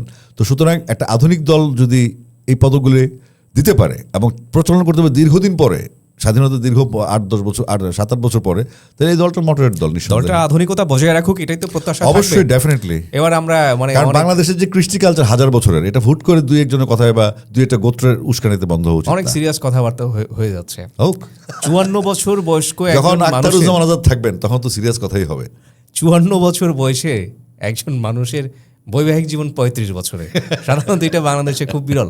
এই 35টা বছরে একজন ভদ্র মহিলার সাথে কাটালেন কিভাবে? মানে দ্বন্দ্ব সংঘাত হয় না? মানে রীতিমতো 7টা সরকার যত বছর ক্ষমতা থাকতে পারে বৈধভাবে, আপনি 7টা সরকার কাটিয়ে দিয়েছেন। মানে কিভাবে এটা সম্ভব? এখানে বিচ্যুতি হয়েছেন কিনা? অন্য কোনো সরকারের সাথে আপনি বেসরকারি সম্পর্ক ছিল কিনা? মানে আমার মনে হয় যে এগুলো তো জানতে ইচ্ছা করে। স্বাভাবিক। সরকারি সম্পর্কের বাইরে বেসরকারি সম্পর্ক বা 35 বছরের অভিজ্ঞতা নিয়ে এক্স্যাক্টলি। যখন আমি বিয়ে করি তখন আমি 19 বছর 3 মাস। তো 19 বছর 3 মাসে আমার বিয়ে করার যে সিদ্ধান্তটা, সেটা একদম ফ্যামিলির মানে পরম্পরার বাইরে ছিল। অর্থাৎ আমার 3 ভাই বিয়ে করেনি, মাত্র 1 বোনের বিয়ে হয়েছে, মানে 2 বোনের বিয়ে হয়েছে। তো বিয়েটা করা, এবং তখন যেহেতু ডেসপারেট লাভ ছিল, একটা ভালোবাসাবাসি, আমার বউ বেরোয় গেছে বাসা থেকে, তাকেও নিয়ে এসেছি, বাসায় নিয়ে যাই। কারণ তখন আমার বোন টিভি ছিল, আমার ছিলেন সিএমএচে। আমার আব্বা প্রস্তুত না যে আমার মাকে ছাড়া বৌমা ঘরে ঢুকাবে। তখন আমি নিয়ে গেলাম চাচার বাসায়। তো চাচার বাসায় আবার দেখলাম যে আপনার আমার 2টা অ্যাডাল্ট বোন আছে, তাদের বিয়ে এসে কালচারাল একটা ডিস্ট্রাকশন হতে পারে সেখানে। তো আমি গেলাম ফুফাতো ভাইয়ের বাসায়। তো সেখানে আমাদের বিয়ে হলো, এবং তারপর থেকে 34 বছর, 2টা সন্তান, 3টা সন্তান আমাদের। তো আমাদের 19 বছরে যেটা হলো, আমি আসলে বুঝে ওঠার আগেই অনেক কিছু হয়ে গেছে, যে একটা রেসপন্সিবিলিটি, একটা একজন স্ত্রী, সেই সাথে আমার বাবা মা, আমার নিজের পড়াশোনা। সেই ডেসপারেট লাভটা কি এখনো আছে? অবশ্যই, নিঃসন্দেহে। আমার যেহেতু আমি একটু অটোক্রেটিক লোক, আসলে আমি একটু একনায়কতান্ত্রিক অ্যাটিটিউডে বিশ্বাস করি, এবং আমি বিশ্বাস করি যদি আপনি বুদ্ধিমান। এক নায়ক, কিন্তু আপনার নায়িকা কি একজনই? চোখের সামনে তো আপনি কি আছে। এক নায়িকা কেন্দ্রিক? সেটা হচ্ছে আপনার, আপনি যদি ব্যাপারটাকে একটা মুভি দেখেন, ব্যাপারটা যদি একটা ফিল্ম দেখেন, অনেক কিছু ঘটনা ঘটে। তো ঘটনার মধ্যে অনেক ঘটনা প্রবাহ থাকে, এগুলো আমি বলেও ফেলেছি যে ভালোবাসা, পুরুষ মানুষের ভালোবাসা হচ্ছে এমন একটা জায়গায়, সে খুব দুর্বল হয়ে যেতে পারে পুরুষের। কিন্তু যেই নারীটা আজকে 34-35 বছর ধরে সে আমাকে আগলে রেখেছে বা আমার সংসারটা এত শৃঙ্খলতার মধ্যেও করছে, তো তার মধ্যে তো এমন কিছু আছে যেটা আমি আস্তক, যে গরু যখন ঘাস খেতে, ধান খেতে নামে, তার মুখের মধ্যে একটা কুচি দিয়ে দেওয়া যেন খাইতে না পারে, হ্যাঁ, ধান যেন খাইতে না পারে। মানে পুরুষ জীবন শেষ পর্যন্ত গরু জীবন অলমোস্ট। কারণ আপনি গরুকে একবার ছেড়ে দিলেন খুঁটি বেঁধে ঘাস খাওয়ার জন্য, আবার সেই গরুটাকে আপনার টার্মে এসে খুচিটা দিয়ে দিলেন যেন সে ধান না খাইতে পারে। আমরা যারা সামান্য কবি ছড়াকার আছি, কেউ কেউ তো আমাকে কবি বলেও স্বীকার করে না, ছড়াকার বলে। আমাদের জীবনেই অনেকে আসার চেষ্টা করে, আমাদের সেটা সামাল দিতে সমস্যা হয়। কিন্তু আপনার মতো যারা এরকমের জাতীয় পর্যায়ে যারা জনপ্রিয় 2001 সাল থেকে, তাদের জীবনে অনেক নায়িকা, অনেক খলনায়িকা আসার চেষ্টা করেছে। সামাল দিয়েছেন কিভাবে এই যে স্রোতটা, এই ঝড়টা? সেটা হচ্ছে আমি মনে করি যে ইনফ্যাক্ট যেই সম্পর্কটা হয় সেটা একটা আবেগ থাকে, তাৎক্ষণিক একটা আবহ তৈরি হয়।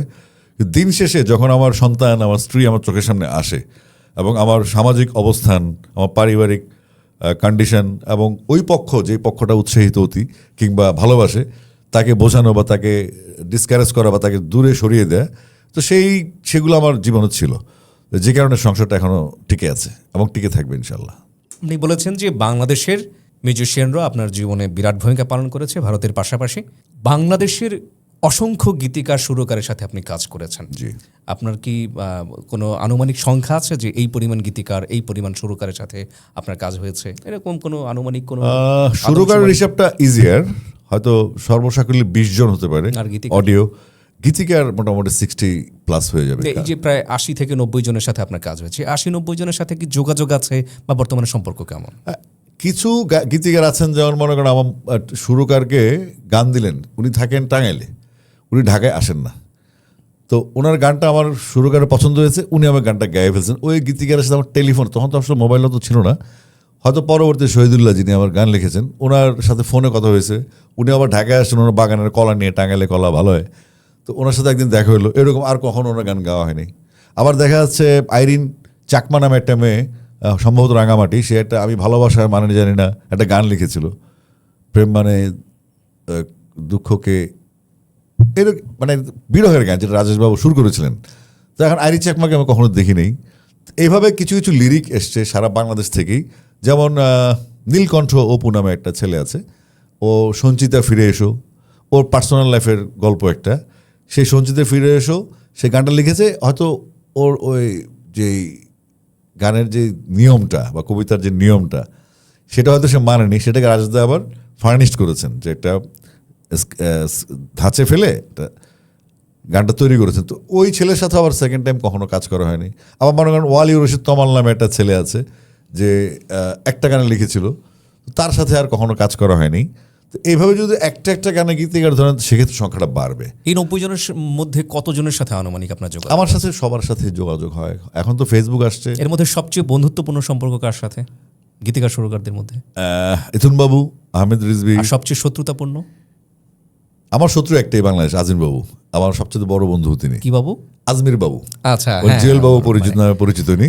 আজমির বাবু হচ্ছেন এমন একজন মানুষ, উনি খুব রেসপন্সিবল, খুব সবসময় দায়িত্বশীল, শত্রুতা কি নিয়ে? খুব ভালোবাসে, কিন্তু উনি বকাবকি করে আমাকে, মানে ওনার ব্যবহার খুব খারাপ আমার প্রতি। তো এটা ওনার সাথে যখন আমি কথা বলি তখন আমি কোনো শাউট করি না কখনো, ওনার সাথে যুক্তিতর্কে জানি, কারণ উনি আমাকে যে পথটা দেখালেন বা যে ভালো জায়গায় নিয়ে গেলেন একটা ভালো গানের জন্য, ওনার গার্ডিয়ানশিপটা আমি মানি। তো যে কারণে তিনি আমার বন্ধু, তিনি আমার শত্রু। আপনার বিরুদ্ধে অনেকগুলো মামলা হয়েছে, সেই মামলাগুলো মোট কয়টা মামলা হয়েছিল? মামলাগুলোর বর্তমান মামলা হয়েছিল 6টা। সেই মামলাগুলো আমি জিতে এসেছি, কোনো মামলা পেন্ডিং মানে নেই। কোনো মামলা বর্তমানে অবশিষ্ট নেই? না, একটা মামলা আছে ও সাইবার ট্রাইব্যুনালের, সেটা স্টে আছে, সেটা হয়তো আমরা ফেস করবো। কয়দিন আপনি কারাভোগ করেছেন মোট? আমি 7 দিন জেলখানায় ছিলাম। এই 7 দিনের অভিজ্ঞতার ব্যাপারটা যদি বলি, যে একজন, আপনি খুব চঞ্চল মানুষ, আপনি কোনো একটা জায়গায় স্থির থাকতে পছন্দ করেন না, আপনার জীবনে স্থৈর্য কেড়ে নিয়েছিল, মানে মানে অধৈর্যের যে একটা মনোভাব আপনার মধ্যে আছে, স্থৈর্য এনে দিয়েছিল। ওই 7টা দিন আপনার জীবনে কি উপলব্ধি এনে দিয়েছিল, কি পরিবর্তন এনে দিয়েছে আপনার এই 54 বছরের জীবনে? 7 দিন আপনি জেলে ছিলেন, ওই 7 দিনের সাথে জীবনের বাকি 54 বছরের পার্থক্য কি? যে কোনো ধরনের পাইপের কাজে নিশ্চিন্তে নির্ভরতায় ব্যবহার করুন জিবিটিএল এর পাইপ। ওই 7 দিনে আমি একটা জিনিস দেখলাম, জেলখানায় যারা ঢুকে তারা সবসময় নিজেকে নিষ্পাপ মনে করে, এবং তাদের সাপোজ আমি জিজ্ঞেস, সুমন নামে একটা ছেলে সাভারের, তাকে বললাম তুমি জেলে কেন? ভাই আমাদের মধ্যে গন্ডগোল লাগছে, আমি পরে ওরে একটা পার মারছি পেটের মধ্যে, মরে গেছি, আমি ওর মারার জন্য মারি নেই, আমি আসলে নিষ্পাপ। তো এখন আপনি তাকে ডিফাইন করবেন কীভাবে? আর জেলখানার আমি যাওয়ার পরে যেটা হয়েছে, যেহেতু আমার শ্রেণী পেশা বাইরে, আমার সাধারণ মানুষের মধ্যে আমার খুব গ্রহণযোগ্যতা আছে। তো জেলখানায় মনে করেন একটা রাজার মতো ছিলাম আর কি। ও সর্বটা মাছ এনে দেয়, ও ওখান থেকে বাড়িতে খাবার আসলে আমাকে একটু দেয়, তারপর ওই জামাতে নামাজ পড়ার জন্য ডাকাডাকি হয়, বা হয়তো হুজুর আসলেন মসজিদ থেকে, লাইব্রেরিয়ান আসলো, আমি লাইব্রেরি থেকে একটা পেপার দিতে, আমি বললাম আমার কয়েকটা পেপার দিতে হবে, তো পেপারগুলো দিয়ে আবার নিয়ে যেতেন 4টার মধ্যে। আর সবচেয়ে বড় ছিল জেলখানায় সেটা আকাশ, একটা বাউন্ডারির উপরে এত বড় আকাশ, একটা বাউন্ডারিতে পৃথিবীর কেরানীগঞ্জে ছিলেন? সব জেলখানার আকাশই বড় হয়। কেরানীগঞ্জে ছিলেন? কেরানীগঞ্জে ছিলাম আমি। তো আবার এই জেলখানাতে বের হওয়ার পরে সবচেয়ে মানুষ আকাশটা মিস করি, একটা বাউন্ডারির মধ্যে যে জেলখানার আকাশটা পৃথিবীর সবচাইতে আবদ্ধ আকাশ, যেখানে আকাশটা আবদ্ধ না, কিন্তু দেয়ালে চেষ্টা করে রয়েছে পৃথিবীটা আটকানোর জন্য, যেটা সম্ভব না। আবারও কি 7 দিনের জন্য জেলে যেতে ইচ্ছা করে? জেলখানা যদি এখন দেখুন, আমাকে যদি নিয়ে যায়, পরবর্তীতে 8 বছর ধরে প্রমাণ করে আমি নির্দোষ, নিয়ে তো গেল, তো নিয়ে যাওয়ার পর তো ব্যাপারটা এনজয় করতে হবে, যেহেতু আমি নির্দোষ, আমি এনজয় করেছি, আবার যদি নিয়ে যাই আবার এনজয় করবো। যে মামলাগুলো হয়েছিল অধিকাংশ তো অন্যান্য গীতিকার সুরকাররা করেছিলেন, একজন বাকি মামলাগুলো করেছিলেন কারা? ওই পুলিশ, ওগুলা ইন্টেনশনাল মামলা আর কি। মনে করেন ওরা তখন মানে বেশ কিছু গীতিকার সুরকারের সাথে একদমই। আপনার বেশ বাকবিতণ্ডা, বাকবিতণ্ডা, ওদেরকে আসলে আসলে- শত্রুতা কি নিয়ে? না, শত্রুতার কিছু নেই, ওদেরকে আমি আসলে প্রমোট করেছি, যাদের নামই বলবেন তারা, ওদেরকে আমি প্রমোট করেছি। একটা ওরা নামও বলবো না। আমার গান দিয়ে কিন্তু ওরা আজকে এস্টাবলিশ, কিন্তু আমি মনে করি আমার গান দিয়ে না, তাদের নিজস্ব প্রতিভা তাদেরকে সেখানে নিয়ে গেছে। পরবর্তীতে কাজগুলি তারা হয়তো তাদের কোনোভাবে মনে হয়েছে যে আমার কাছে, তখন কিন্তু আপনার ওই রকম কপিরাইট বা এগুলো নেই। তখন আমাদের কাছে নাজির মাহমুদ ভাই আসলেন একদিন, আরও রাজেশবাবু আসলেন, কি থেকে শুরু বললেন, আসিফ ভাই আমরা তো ডিজিটাল কন্টেন্টের এইসব কপিরাইট বা ইন্টেলেকচুয়াল প্রপার্টি হিসাবগুলো বুঝি না। আমি বললাম আমিও বুঝি না, কিন্তু আমাদেরকে নিয়োগ দিতে হবে কাউকে যে বুঝে। তখন আমরা আমানুল হক রোজ নামে একজন জার্নালিস্টকে ডাকলাম, যে তখন কাজ করতে এগুলো নিয়ে। তো তখন তারা সম্মতি দেয় যে হ্যাঁ ঠিক আছে আসিফ ভাই আপনি আমাদের গানগুলো তোলা শুরু করেন। তো সেই গানগুলো তোলার পরে কিন্তু কোনো ইনকাম আসে নেই, যে আসছে ওই কোম্পানি বন্ধ হয়ে গেছে, কোম্পানি ন্যায় হয়ে গেছে। ওই কোম্পানি থেকেই তারা হয়তো ভাবছে আমি অনেক টাকা খেয়ে ফেলছি, সে অবিশ্বাস থেকে মামলাগুলি করা। তো যাই হোক, এটা আলোচনার অপশন ছিল, সালিশ ডাকতে পারতো, সিনিয়র থেকে জানাতে পারতো, অপশন ছিল, কিন্তু তাদের ক্ষমতা ছিল তখন, কারণ তখন আওয়ামী লীগ পাওয়ারে, আমি অ্যান্টি আওয়ামী লীগ, এবং আমি এক ধরনের তখন নির্বাসিত জীবনযাপন করছে, আমার পাওয়ার কম, বা আমি তাদেরকে প্রোটেক্ট করতে পারবো। তারা বিভিন্ন আওয়ামী লীগের বড় বড় মিডিয়ার লোকজন চেনে, যাদের সাথে আওয়ামী লীগ সরকার খুব কখনো কি মনে দহরম হয় মহরম যে আছে, ঝামেলাগুলো তখন তৈরি না করলেই পারতাম? না, আমি ঝামেলা তৈরি করি না, তো ঝামেলা তৈরি হয়ে যায়। তৈরি হয়েছে। আপনি যখন একজন যোদ্ধা, আপনাকে যুদ্ধ রাখবে, আপনি দেখবেন সবসময় যুদ্ধের ঘোড়া কিন্তু বিয়ে বাড়িতে নাচে না। তা আমি যুদ্ধের ঘোড়া, আমাকে যুদ্ধ করতেই হবে, আমি জানি এটা। সামাজিক যোগাযোগের মাধ্যম আসার আগে ভক্তদের যে আচরণ ছিল, সামাজিক যোগাযোগের মাধ্যমগুলো আসার পরে ভক্তদের আচরণগুলো কি একই রকম আছে, নাকি কিছুটা পার্থক্য তৈরি হয়েছে ভক্তদের আচরণের মধ্যে? সামাজিক যোগাযোগ মাধ্যম একটা ওপেন ওয়ার্ল্ড, এখানে তো আপনার আসলে যে কেউ আসতে পারে, যে কেউ মন্তব্য করতে পারে। এটা এখন আগের মতো আইডেন্টিফাই করা যায় না, কারণ ফেসবুক এমন একটা, বা যে সোশ্যাল মিডিয়াগুলো, সেখানে আসলে ক্লাসিফিকেশন নেই, ক্ল্যারিফিকেশনও নেই। এখানে একটা পিএইচডি হোল্ডার মন্তব্য করবেন, এখানে একজন বকলম মন্তব্য করবে, এখানে একজন হয়তো স্বশিক্ষিত মন্তব্য করবে, একজন মূর্খ মন্তব্য, অনেক রকম মন্তব্য আসবে। হয়তো সে ক্যাপশনটা পড়েই নেই। আপনি জানেন আমাদের দেশের মানুষের পড়ার ধৈর্যটা খুব কম, স্ক্রল করে দেখলো আর কে কী বলে, হাওয়াটা কোথায়, ফাটকাটা মন্তব্য করে দিবে। সে আমার কথাটা বোঝেই নেই, পরেই নেই, বা তার বোধগম্যতার বাইরে সে আলোচনা, তখন সে তো মন্তব্যটা করে। কিন্তু আমি এগুলো খুব কঠোরভাবেই দমন করি। কেন জানেন?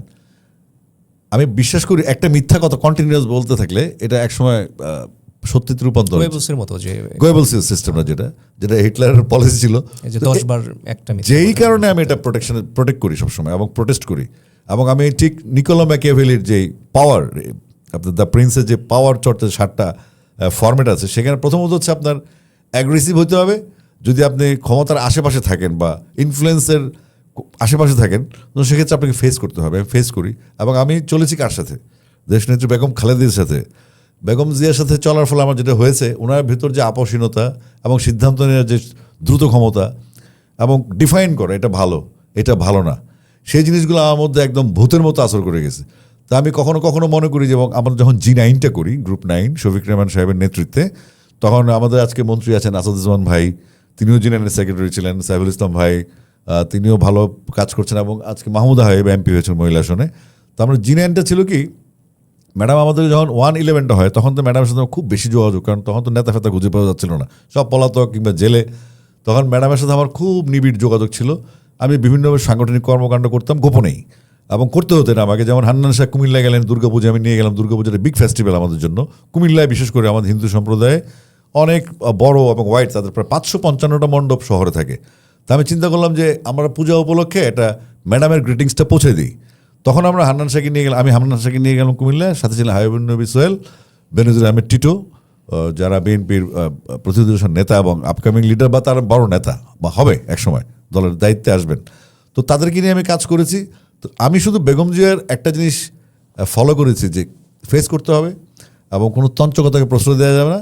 আর G9 করার সময় তিনি আমাদেরকে বলেছিলেন, আমি পার্টির কোনো প্রশংসা শুনতে চাই না, তোমাদের কাছ থেকে পার্টির প্রশংসা শুনতে চাই না, তোমরা পার্টির কী ভুল আছে সেগুলো ধরে শুধরানোর পন্থা বলবা, এবং সেগুলো নিয়ে সমালোচনা করবা। আমি সেই ধারাবাহিকতায় আছি। আমি বিশ্বাস করি আপনার বিএনপি যদি একটা জঙ্গল হয়, বা একটা বন হয়, বা একটা বাগান হয়, তাহলে সে বাগানে তো অনেক রকম গাছ থাকে। আমি একটা নিম গাছ, তো নিম গাছের তো টেস্ট আপনি খাইয়ে মজা পাবেন না, কিন্তু নিম গাছ কাজের জিনিস। তো দল যদি, আমি দলের সমালোচনা কেন করি? দল যেন শুদ্ধ পথে চলে। দল যে ভুলগুলো করছে ক্ষমতার মোহে বা ক্ষমতায় থেকে, বা দলকে বা জিয়া পরিবারকে যেভাবে মিসইউজ করা হচ্ছে, মানুষকে ছোটো করার চেষ্টা করা হচ্ছে, বা নেপোক্রিটস বা যারা দলীয় লোকজন আছে, তারা তাদের স্বার্থের জন্য দলটাকে ব্যবহার করছে, ক্ষমতাকে ব্যবহার করছে, সেখান থেকে জিয়া পরিবার এবং দলকে উদ্ধার করা বা রক্ষা করা বা তাদেরকে সাজেশন দিয়ে আমি নৈতিক দায়িত্ব মনে করি। তো এটা আমি যেদিন মনে করব না, আমি মনে করি সেদিন আমার আসলে এই স্বতন্ত্র যে অ্যাটিচিউডটা আমি আসিফ আকবর থাকবো না। ও প্রিয়া তুমি কোথায় অ্যালবামটা জি, এন্ড্রু কিশোরের করার কথা ছিল বলে আমরা ইথুনবাবুর কাছ থেকে শুনেছি। এই অ্যালবামটা প্রকাশিত হওয়ার পরে কি এন্ড্রু কিশোরের সাথে আপনার কখনো দেখা হয়েছিল, বা এই বিষয়ে কথা হয়েছিল কোনো? দেখেন, বাংলাদেশে কয়েকজন সিনিয়র আছেন, স্পেশালি আমি বলবো সৈয়দ আব্দুল হাদির কথা। তো উনি কারণে আমাকে ভালোবাসেন, এবং উনি আমার আইকন। আমার একজন আইকন আছেন গানের দিক থেকে, জেমস ভাই। এই দুজনে আমার আইকন বাংলাদেশে। কিন্তু আমার সবচেয়ে ভালো সম্পর্ক ছিল আয়ুব বাচ্চু ভাই এবং এন্ড্রু কিশোর দাদা। দুজনেই এখন দুনিয়াতে নাই, তাদেরকে মিস করি। এবং এই দুজন কখনো দেখবেন, যত ছবি দেখবেন, হয় দেখবেন আয়ুব বাচ্চু ভাইয়ের ডানে আমি, তাহলে অ্যান্ড্রু হিসেবে বামে আমি, মানে আমি তাদের কাছ থেকে দূরে গেলেই খোঁচাখুচলো কথাবার্তা বলতাম বা ইন্ডাস্ট্রি দায় দায়িত্বের কথা বলতাম। তো তাদের সাথে আমার ধরে রাখতো কেন, আমি যেন বেশি কথা না বলতে পারি, আটকানোর জন্য। তো এই ওপ্রিয়া নিয়ে প্রথম কথা ছিল হাসান আবিদুর রাজা জুয়েল ভাইয়ের প্রয়াত। তো জুয়েল ভাই হয়ে যায় তরঙ্গ জানে না সমুদ্র কোথায়। হ্যাঁ হ্যাঁ হ্যাঁ, শেষ বিকেলে জুয়েল বলি আমরা, কুয়াশা প্রহর জুয়েল বলি। তারপরে এটা আসলো আপনার অ্যান্ড্রুদার কাছে। অ্যান্ড্রুদা বললেন না রে আমি অডিও, এন্ড্রু তো প্লেব্যাকে থাকতেন, অডিওতে গান গাইতে চাইতেন না তিনি। পরে আসলো পলাশ ভাইয়ের কাছে, সাজ্জাদ পলাশ ভাইয়ের কাছে। পলাশ ভাইও কি, পলাশ ভাই তখন ফর্ম, তারা কি আফসোস করেছেন পরে? না না না, শোনেন গান তো এমন একটা জিনিস, আমি তো প্লেব্যাক করেছি অনেক, কিন্তু আমি যখন প্লেব্যাক শুরু করি তখন আমি গান গেতাম ডামি ভয়েসটা, ইমন ভাইয়ের যে ডামি ভয়েসগুলো আমি গেতাম, এটা পরে মিলি ভাই গাইতেন বা হাদি ভাই গাইতেন বা অ্যান্ড্রুদা গাইতেন, আমার ভয়েসটা কিন্তু মুছে যেত। তো আমরা যারা প্লেব্যাক আর্টিস্ট আমরা কখনো মনে করি না যে গানটা আমার, আমি মনে করি যে এই গানটার জন্য যদি আমি যোগ্য হই তখনই আমাকে গাওয়াবে, এবং আমি যোগ্য হয়েছি বলেই গানটা গাওয়ানো হয়েছে আমাকে। সাধারণত একজন লেখক যখন দীর্ঘদিন ধরে কোনো কিছু লিখতে পারেন না, তার এই ব্লকটাকে বলা হয় রাইটার্স ব্লক।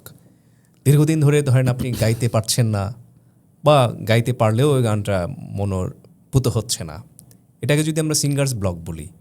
সিঙ্গার্স ব্লক যখন আপনার মধ্যে তৈরি হয়, নিশ্চয়ই হয়, জিজ্ঞেস করবো না যে হয় কি না, এটা তো অবান্তর প্রশ্ন। যখন সিঙ্গার্স ব্লক তৈরি হয় কি করেন তখন আপনি, কিভাবে সেই অবসাদটা কাটান? এটা হচ্ছে আমার তো ক্যারিয়ারের দুইটা স্টেপ আছে। 2010 আমি একটু রিটায়ারমেন্টে চলে যাই আমাদের এই সমস্ত কপিরাইট ইন্টেলেকচুয়াল প্রপার্টিজ ইস্যুতে। হঠাৎ করে আমি অবসাদগ্রস্ত হয়ে গেলাম, কারণ আমার দুই ছেলে, ওদেরকে সময় দেওয়া হচ্ছে না। শুধু গান তো গাই না, অনেক সোশ্যাল ওয়ার্ক থেকে, মানুষের দাওয়াত থেকে, মানুষের ডিমান্ড থেকে প্রবলেম থাকে, প্রবলেমগুলো ফেস করতে হয়, সলিউশন করতে হয়। তা আমি আসলে আমার মধ্যে কখনোই ছিলাম না। আমি যতক্ষণ জেগে থাকতাম ততক্ষণই মানুষের প্রবলেম নিয়ে কাজ করতাম, বলতো আমাকে ভরসা করতে পারলে পারতাম, না পারলে না পারতাম, কিন্তু আমি মানুষ নিয়ে থাকতাম। আমার ছেলেদেরকে সময় দেওয়া হয়নি। এর মধ্যে ওদেরকে দিয়ে দেওয়া হলো Khulna military college and school MCSকে, সেখানে ক্লাস 6-এ ওদেরকে আর্মি ট্রেনিং, মানে ক্যাডেটের মতো, ক্যাডেট একটু আগে, ক্যাডেট ক্লাস 7 থেকে, এটা ক্লাস 6 থেকে। তো তখন যখন আমি রিটায়ারমেন্টে যাই তখন চিন্তা করলাম যে আমি অনেক সাফোকেটেড, অনেক বোরিং, একঘেয়েমি হচ্ছে, মনোটোনাস লাইফ। আমি আমার ছেলে আমার বউকে সময় দিব, একটু রেস্ট নেই। তখন আমি 4 বছর বিরতিতে যাই, কিন্তু ব্যাডাক 2009 সাল থেকে আবার আমার ছেলেদেরকে আমার বউ পাঠিয়ে দেয় আবার MCSকে। তো অর্থাৎ তখন কী হলো, আমি এবং আমার ওয়াইফ ছাড়া আমার পৃথিবী একদম, আর বাচ্চারা নাই, হয়তো 3 মাস পর আসে, কিংবা প্যারেন্টস ডেতে আমি যাই। তখন আমার উপলব্ধি হলো যে এখন তো আমার কিছু করার নেই, এখন তো আমার গান গাওয়া উচিত। বাট আমি যে একটা সংগ্রামে ছিলাম, যে একটা উদ্দেশ্য নিয়ে বা লক্ষ্য নিয়ে আমি এগোচ্ছিলাম, সেটার জন্য তখন গান গাওয়াটা ঠিক ছিল না। 4 বছর পরে আমাকে গীতিকার রাজীব আহমেদ, বিখ্যাত গীতিকার রাজীব আহমেদ আমাকে বললো, আসিফ ভাই আপনি যে গান গাচ্ছেন না, আপনি কি জানেন আপনি গান গাচ্ছেন না, ঠিক আছে আপনি চলে যেতে পারতেছেন। আমি 4 বছর কিন্তু প্র্যাকটিস ছিলাম, প্রতিদিনই প্রায় পিন্টু ভাই আসতেন গিটার নিয়ে, আমি রিহার্সালে থাকতাম, গিটারে গান গাইতাম অফিসে। তখন রাজীব আমাকে বললো যে আপনি যে 4 বছর গান গাচ্ছেন না, আপনি দেখেন আমরা কার জন্য লিখবো, প্রদীপ সাহা কার জন্য লিখবে, এটা কামরুজ্জামান কাজল কার জন্য লিখবে। তো একজন সুরকার বসে আছে, আপনার গান শুরু করতে বললাম, ভালো গান, আপনার একটা পজিশন আছে। তখন আমি চিন্তা করলাম না, এটা অমানবিক হয়েছে, কাজ আমি আমার ভালোর জন্য আমি ইন্ডাস্ট্রির ক্ষতি করছি। তখন 2014-এ আমি আবার ব্যাক করি, যে ব্যাকটাকে ওয়েলকাম জানিয়েছিল বাংলাদেশের 137টা অডিও কোম্পানি। তারা একসাথে আমার অ্যালবামটা রিলিজ করে এবং একসাথে তারা এটাকে প্রমোট করে। তো এটা আমার জন্য একটা ইউনাইটেড প্ল্যাটফর্ম ছিল, বাংলাদেশের জন্য একটা মাইলস্টোন ছিল।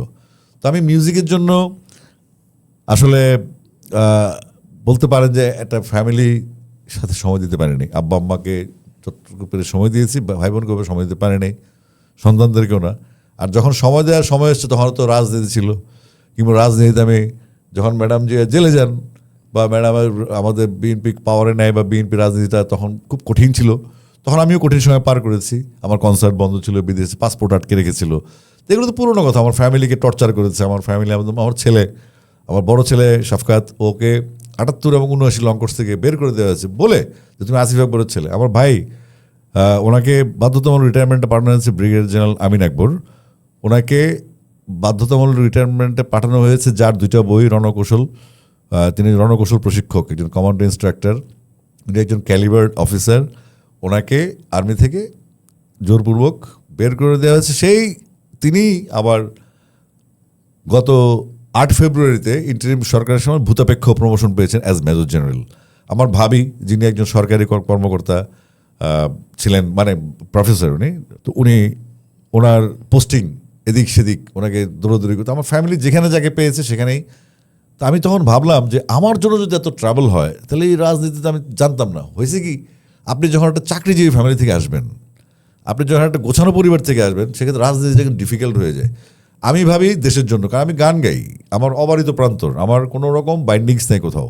আমি কথা বলতে পারি গানের ভাষায়, কথা বলতে পারি মুখে যুক্তিতে, কিন্তু আমার কথা বলাতে যে আমার গোছানো পরিবারটা যে চাকরি করে, যে শিক্ষকতা করেন বা যে মন্ত্রণালয়ের চাকরি আছে না, এই ধরনের স্ট্যাটাসই আমাদের। তো সেক্ষেত্রে তারা যদি ক্ষতিগ্রস্ত হয়, এই রাজনীতি তাহলে আমি কেন করলাম, এটা কোন দেশে তাহলে বসবাস করি, আমার কারণে আমাকে জেলে নিয়ে যাক, আমাকে ফাঁসি দিয়ে দেখ, আমার ফ্যামিলিকে ডিস্টার্ব করবে কেন। তো গত 17 বছর ছিল এটাই বঞ্চনা। এটা নিয়ে কোনো কমপ্লেন কারণ নাই, কারণ যেহেতু আমি একটা রাজনৈতিক মতাদর্শে বিশ্বাস করি, আমি সেটা লালন করি। তো এটার জন্য হইতে পারে, এটা আমি নিয়তি হিসেবে মেনে নিয়েছি, আমার কোনো রাগ নাই। কিছু একটা হারাতে হবে এই চিন্তা থেকেই তো। হ্যাঁ, ওই যে বললাম আমার ফ্যামিলি চাকরিজীবী, একটা সিস্টেম, যুদ্ধের কথা বলেছেন। হ্যাঁ এক্স্যাক্টলি। আমি না আসলেও ওটা অনেকটা আমাকে নিয়ে যাওয়া হয়। আপনি রাজনীতিতে আছেন, আবার নাই আবার আছেন, এরকম একটা ব্যাপার কেন? আপনি এই রাজনীতি জিনিসটা একটা ধরি মাছ না ছুঁই পানির মতো একটা অবস্থার মধ্যে থাকেন কেন আর কি? কেন পূর্ণাঙ্গভাবে আসেন না, অথবা পুরোপুরি বাদ দিয়ে দেন না কেন? আমি বিশ্বাস করি রাজনীতির বাইরে কিছু নেই, একটা গাছের পাতাও নেই। কারণ রাজনীতিকরা রাজনীতি করবে, এটাই নিয়ম, রাজনীতিকরাই দেশ চালাবে, এটাই নিয়ম। তো আমি তো রাজনীতিক না, আমি রাজনীতি করি, রাজনীতি ভালোবাসি, এবং যেহেতু একটা পক্ষ আমি পছন্দ করি, আমি জিয়াউর রহমান সাহেবকে পছন্দ করি, বেগম জিয়াকে পছন্দ করি, এবং জাতীয় দল পছন্দ করি। তার মানে এই না যে আমাকে এমপি হতে হবে, মন্ত্রী হতে হবে, আবার আপনার দলের পদ পদবি নিতে হবে। এটা আমি আমার যে পরিচয়, আমি আসিফ আকবর গায়ক, এটা অনেক বিশাল, এটাই আমার জন্য এনাফ আলহামদুলিল্লাহ। তাহলে আপনি রাজনীতি থেকে কি পেয়েছেন আর রাজনীতি থেকে কি হারিয়েছেন? না, রাজনীতি থেকে কিছু পাইনি বা হারেওনি, যেটা হয়েছে যে সার্কামস্ট্যান্সেসটা তৈরি হয়েছে, আমার ফ্যামিলিটা সাফার করেছে, এটা ঠিক হয়নি, এই একটা সমস্যা, আর কোথাও কোনো সমস্যা নেই। পেয়েছেন কি রাজনীতি করে? আমি আমার কথা বলতে পারছি, আমার নিজের বক্তব্য প্রকাশ করতে পারছি। রাজনীতি না করলে কি কথা বলা যেত না? না হয়তো তখন আগ্রহ থাকতো না, ক্লিবলিঙ্গ থাকতাম, এখন তো পুরুষ মানুষ আছি, পুংলিঙ্গ আছি, তখন ক্লিব হয়ে যেতাম আর কি। একটা খুব আপনি দেখবেন যারা রাজনীতিতে কথা বলেন, আই হেট পলিটিক্স, তারা কিন্তু যখন ভেজালে পড়ে একটা পলিটিক্যাল নেতা ধরে, অবশ্যই ধরে, ডাবল স্ট্যান্ডার্ড এগুলো। তো এটা আমরা না, তারা অনেক ধরনের গুপ্ত। আপনি দেখবেন সে রাজনীতি, আই ডোন্ট লাইক পলিটিক্স, আমাদের ফ্যামিলি রাজনীতি করে না, ঠিকই দেখবেন যখন ভেজালে একটা কাজ ধান্দা আসবে, সবার আগে তারা হচ্ছে মূল ক্রিমিনাল, যারা চুপ থাকে, বিনয়ী, ষোড়শ পদাতিক বাহিনী 1971 সালের Section Division, ডিসেম্বর যারা স্বাধীনতার বিরুদ্ধে ছিলেন, তারা শেষ পর্যন্ত ডিসেম্বরের 16 তারিখে তারা স্বাধীনতার পক্ষে শক্তি সেজেছিলেন বলে ওই 16 তারিখটার সাথে মিলিয়ে ষোড়শ পদাতিক বাহিনী করে। একটা খুব গুরুত্বপূর্ণ প্রশ্ন, যে কোনো ধরনের পাইপের কাজে নিশ্চিন্তে নির্ভরতায় ব্যবহার করুন জিবিটিএল এর পাইপ। সেটা হচ্ছে যে 1971 সালে আপনার বাবা অ্যাডভোকেট আলী আকবরের ভূমিকা নিয়ে একটা দেশে বড় ধরনের বিতর্ক রয়েছে এবং খুব আক্রমণাত্মক কথাবার্তা রয়েছে। 1971 সালে আপনার বাবার ভূমিকা মূলত কী ছিল? আমার একটা বই আছে, আকবর 15 নট আউট, সেখানে সাংবাদিক সোহেল অটল সম্পূর্ণভাবে ঘটনাটা ডেসক্রাইব করেছে, সেই সব সাক্ষাৎকার নিয়ে। তখন আমাদের এলাকাটা একটু করুণাময়ী কালী মন্দির আছে ওখানে, আমাদের হিন্দু অধ্যুষিত এলাকা, আবার খ্রিস্টান অধ্যুষিত এলাকা, মুসলিম ফ্যামিলি ছিল মাত্র 60টা। তো আমার বাবা বেসিক্যালি আমাদের গ্রাম থেকে শুরু করে এই যে মুসলিম লীগ হওয়ার কারণে উনি একটা অ্যাডভান্টেজ পেতেন, এবং উনি ফাঁসির গাছ থেকে আমাদের ফ্রিডম ফাইটারকে বের করে নিয়ে এসছেন, সেই এক্সাম্পলও আছে। তো যখন 71 শেষ হলো, 16 ডিসেম্বর আসলো, 16 ডিসেম্বর ঠিক না, কুমিল্লা স্বাধীন 8 ডিসেম্বরে। তো তখন আমাদের অ্যাডভোকেট আহমদ আলী চাচা ছিলেন, তিনি ছিলেন আপনার প্রথম স্বাধীনতার পতাকা উত্তোলন করেন বাংলাদেশের যুদ্ধের পর 8 ডিসেম্বরে। তো তিনি আমাকে, যেহেতু আব্বার সিনিয়র ছিলেন, তো উনি আওয়ামী লীগের বড় নেতা ছিলেন, এবং ইস্ট কমান্ডের উনি ছিলেন রাজনৈতিক মূল নেতা। তো উনি আমার বাবাকে ফোন করলেন, ল্যান্ড ফোনেই ফোন করবেন, আকবর তুমি এখন যেহেতু দেশ স্বাধীন হয়ে গেছে, মুক্তিবাহিনী ইয়াং জেনারেশন আছে, কোনো একটা দুর্ঘটনা ঘটতে পারে, তুমি কাস্টডিতে চলে আসো। তো আব্বা তখন 17 ডিসেম্বরে কাস্টডিতে চলে গেলেন। তো কাস্টডিতে যাওয়ার পরে ওনার বিরুদ্ধে অনেকগুলো অ্যালিগেশন আরোপ করা হলো। এর মধ্যে ধীরেন্দ্রনাথ দত্তর যেটা ছিল সেটা হলো ভুয়া, সেটা একটা জাস্ট কিছু লোক তৈরি করে দিয়েছে। কারণ ধীরেন্দ্রনাথ দত্তর ফ্যামিলির সাথে আমার সম্পর্ক, কুমিল্লা শহরে ধীরেন্দ্রনাথ দত্ত স্মরণে যে ফুটবল টুর্নামেন্ট, উনি ধীরেন্দ্রনাথ দত্ত যে একজন কুমিল্লা আছেন, যে 48-এ পার্লামেন্টে তুলেছেন রাষ্ট্রভাষা বাংলা চাই, ওনার টুর্নামেন্টটা কিন্তু আমরা করি, ফুটবল টুর্নামেন্টটা, যেটা তখন মানুষ চেনা শুরু করলো আসলে ধীরেন্দ্রনাথ দত্ত কে। এবং ওনার ছেলে সঞ্জীব দত্ত, ওনার মেয়ে অ্যারোমা দত্ত এবং রাহুল দত্ত কদিন আগে মারা গেছেন, তারা আমরা একই অ্যাপার্টমেন্টে থাকি। এনার সাথে আমার ভালো সম্পর্ক কোনোদিন কোনো ক্লেম করেন নাই। পরবর্তীতে আমার বাবা 74-এ নিজে মামলা করে নির্দোষ প্রমাণিত হয়ে বের হন, অর্থাৎ তিনি সাধারণ ক্ষমায় আসেন নাই। তো সাধারণ ক্ষমা থাকলে একটা এলিগেশন থাকে যে কিছুটা গন্ডগোল আছে, কিন্তু আমার বাবা মামলা করে জিতে বেরিয়ে আসছেন। সুতরাং যারা এগুলি বলে, কি মামলা করেছিলেন তিনি? মামলা করে মানে অনেকগুলো মামলা ছিল, তো আমরা যুদ্ধ অপরাধের বিভিন্ন ইয়ে থাকে না, অনেকগুলো ক্রাইটেরিয়া ছিল। আপনি যেহেতু একজন আইনজীবী, আপনি দালাল আদেশে কি ওনার কোনো শাস্তি হয়েছিল? না না না দালাল আদেশে গ্রেপ্তারও হননি? না না না, তাহলে উনি custody 17 ছিলেন। ডিসেম্বর কি উনি কাস্টডিতে নিজে থেকে? ওই আমদুল্লাহ চাচা বললেন যে মুক্তিবাহিনী আসছে, ওরা তো আসলে নতুন ছেলে পেলে, এরা তো পাগলামি করতে পারে, তুমি কাস্টডিতে চলে যাও। ওই আমদুল্লাহ চাচার পাগলামি তাদের বিরুদ্ধেই করতে পারে যারা স্বাধীনতা বিরোধী ছিল। আপনি অনেক সময় যেটা হয় সেটা হচ্ছে অনেক কিছু হয় না, অনেক কিছু জাস্টিফিকেশন বিচার বিশ্লেষণের অপেক্ষায় থাকে না। অনেকে মরে যান, ওই যে কয়েকদিন 4-5 বছর আগে দেখলাম এক মহিলাকে ছেলে চোর সন্দেহে পিড়ে মেরে ফেলছে, হয় না এগুলা? তো এই প্রিকশনে, যেহেতু আব্বা একজন সুপ্রিম কোর্টের লয়ার ছিলেন এবং উনি ভালো লয়ার ছিলেন এবং ওনাকে যথেষ্ট কাউন্ট করে কুমিল্লা ঢাকা শহরে বিশ্ববিদ্যালয় আইন বিভাগের ছাত্র ছিলেন, উনি আসলে ছিলেন আইআরএ। তো পরবর্তীতে আব্বা এই মামলাগুলি শেষ করে, মামলা হয়নি, উনি নির্দোষ প্রমাণিত হয়ে 74-এ যখন জেল থেকে বের হন, তখন আমার বয়স 15 বছর।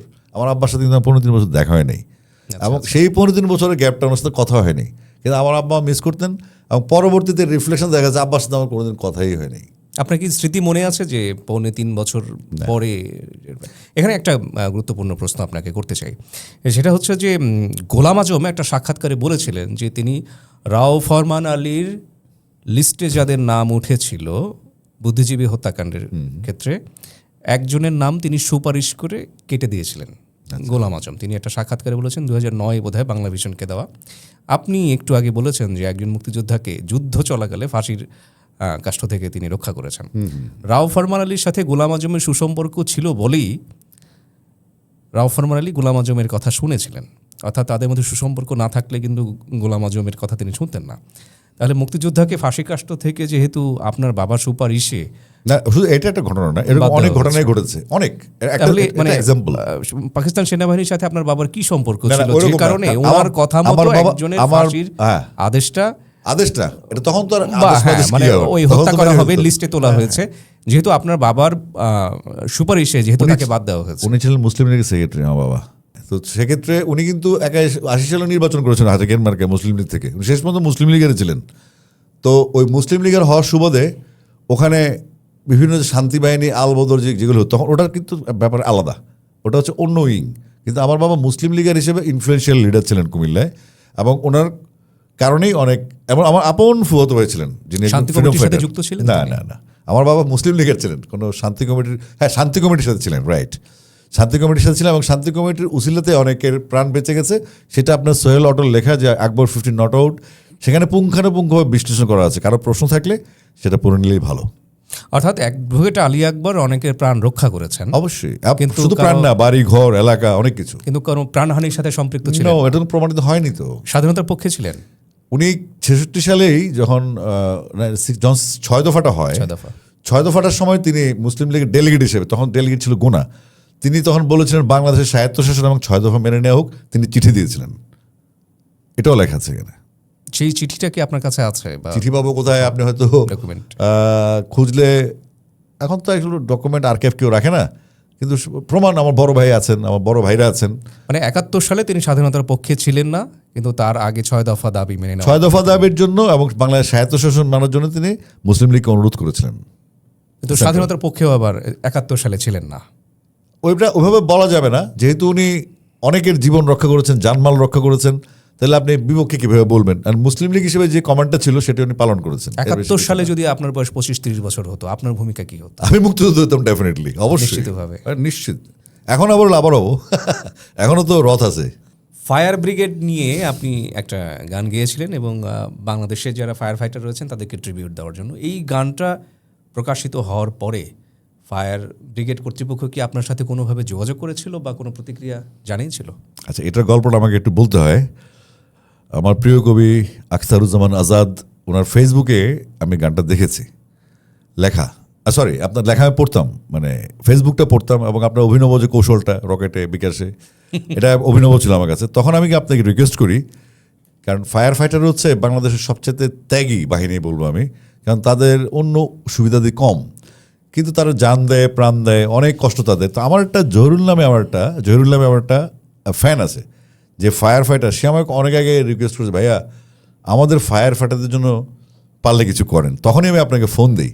সমস্যা হলো আপনি তো ব্যাপারটা ডিটেলস দিলেন, আপনি যেহেতু আপনি একজন বিস্ফোরক কবি এবং আপনার লেখার কোনো মানে আমি শব্দটা কীভাবে বলা যায় ঠিক বুঝতে পারছি না, মানে অগণিত অশেষ শব্দ ভাণ্ডার আপনি। তো সেক্ষেত্রে এই গানটা যখন কিশোরকে আমি দেই, কিশোর বলল ভাইয়া এটা কি করা যায়। আমি বললাম তুমি যত কিছুই করো, এই যে ফায়ার ফাইটারদের যে স্যাক্রিফাইসটা, তাদের যে ক্রাইসিসটা এবং তাদের যে কান্নাটা, এটা সবগুলো এই কবিতাটার মধ্যে আছে। তুমি গানটা তৈরি করতে হবে এবং আপনাকে থ্যাংক ইউ যে ফায়ার ফাইটারদের জন্য গানটা করেছেন এবং এর নিয়ে ফায়ার ব্রিগেড আমার সাথে যোগাযোগ করে নেই। আমি আসলে বললাম তো কেউ ফোন দিবে এই জন্য আমি কোনো কাজ করিনি। আমি জিয়া রহমানের কাজ করেছি, আমি বেগম জিয়ার গানও করেছি, আর যোগাযোগ আমার সাথেও কেউ করেনি, দরকার নেই। আমার মনে হয় কিশোরদার সাথেও কেউ, আমার মনে হয় না দরকার আছে যোগাযোগের। আমরা আমাদের দায়িত্ববোধ থেকে কাজটা করেছি অ্যান্ড দ্যাটস অল। এই গানের মধ্যে দুইটা লাইন ছিল যে দাও দাও জলে লেলিহান শিখা কত না মায়ের ধ্বনি আমার কোলে এনে দে বাজান আমার চোখের মণি। রেকর্ডিংয়ের সময় আমি উপস্থিত ছিলাম, আপনি একবার না দুইবার কেঁদেছিলেন এই স্ট্যান্ডাটা গাইতে গিয়ে। এই ক্রন্দনের ঘটনাটা কি গান গাওয়ার সময় এটাই প্রথম একমাত্র, নাকি অতীতেও আপনি? না, এটা হয়েছে আরও একবার হয়েছে আমার বাবার গান গাওয়ার সময়। আর ফায়ার ফাইটারদের ছোটোবেলা দেখি যে আমাদের এই আগুন ধরানো, আমাদের সামনে একটা মফিজাবাদ কলোনি ছিল, সেখানে এখনও আছে মফিজাবাদ কলোনিটা। সেখানে প্রত্যেক বছরই 2-3 বছর পর শীতকালে আগুন লাগিয়ে দিত, বুঝছেন। তো সে আগুন লাগানোর ফলে এত সরু ছিল ফায়ার ফাইটার ঢুকতে পারতো না। ওই গরিব মানুষের ছাগল গরু বা কিছু হিন্দু ছিল ওদের শূকর, এগুলো পুড়ে যেত, সব পুড়ে যেত। কিন্তু আমার তখন যখন গানটা গাছিলাম তখন ওই ফায়ার ব্রিগেডের সিগন্যাল ঘন্টা এবং ওই পুড়ে যাওয়া মানুষের আহাজারি, এটা যেহেতু ছোটোবেলা থেকে ওই মানে ওই কলোনিতে আমি বড় হয়েছি, ওখানে মুড়ির ঠোঙা বানাইছি, গরুর গোবর নিয়ে শুকাইছি। মানে সাকুল্যে দুইবার আপনি কেঁদেছেন গান গাওয়ার সময়। না, আমার কাছে ওই ঘটনাটা মনে থাকবে। আপনাকে তো উদ্ধত বলে জানে সবাই, আমি নিজেও জানি যে আপনি এই জন্য অনেকটা দুর্বিনীত মানুষ, উদ্ধত মানুষ, আরও নানানভাবে শব্দ দিয়ে আপনাকে অভিহিত করা যায়, আপনি হয়তো কিছু মনেও করবেন না। কিন্তু আপনার একদিকে ঔদ্ধত্য এবং আরেকদিকে গানটা গাওয়ার সময় আপনার চোখ থেকে বিসর্জনরত অশ্রু, ওই দিন আপনার ব্যাপারে আমার একটা ভিন্ন ধারণা তৈরি হয়েছিল। সে যাই হোক না কেন, আপনি তো আবেগকে মারতে পারবেন না কোনোভাবে। আপনি ঘটনা যদি সত্যি হয় তাহলে আবেগটাও সত্যি। আপনার ভক্তরা আপনাকে বাংলা গানের যুবরাজ বলে, এই খেতাবটাকে কি আপনি উপভোগ করেন নাকি এটাকে একটা বোঝা মনে হয়? ভালোবেসে কোনো কিছু দিলে নিতে হয়, কিন্তু জিনিসটা তো একটা অদৃশ্য শব্দ, এটা শব্দ বোঝা মনে হয় না এটা? কারণ যখন কেউ যুবরাজ হয়ে যায় বা আমাকে শ্রেষ্ঠত্বে চূড়ান্ত পর্যায়ে পৌঁছে যায়, আমি এটার যোগ্য না কোনোভাবে। কারণ বাংলাদেশে অনেক লেজেন্ডারি আর্টিস্ট এসছেন, আরও আসবেন, কিন্তু এখন ওই সাংবাদিকরা বেসিক্যালি কাজটা করেছে এই যুবরাজ উপাধিটা দেওয়ার ফলে আমার এর ফলে কি উপকার হয় নাকি ক্ষতি হয়? আমি তো এটার কোনো উপযোগিতাও পাই না, উপকারিতাও পাই না, ক্ষতিও পাইনি। কিন্তু আমি বিব্রত হই যখন কোনো অ্যানাউন্সমেন্টে বলে বাংলা গানের যুবরাজ, তখন আমি একটু লজ্জা পাই। ব্যাপারটা আমি বললাম এই কারণে, নিজেরও তো কিছু অনুভূতি আছে যে আপনি এই মুহূর্তে দেশের শ্রেষ্ঠ কবি, আপনি এই কালের সত্যেন্দ্রনাথ, আপনি এই কালের রবীন্দ্রনাথ, এবং আমি মনে করি যে এগুলো একজন সৃষ্টিশীল মানুষের জন্য ক্ষতিকর। হ্যাঁ, একটা যখনই আমাকে কেউ রবীন্দ্রনাথ বানিয়ে দেবে এই কালের রবীন্দ্রনাথ, তখন কিন্তু আমার আর নতুন সৃষ্টিশীলতার কোনো জায়গা থাকে না।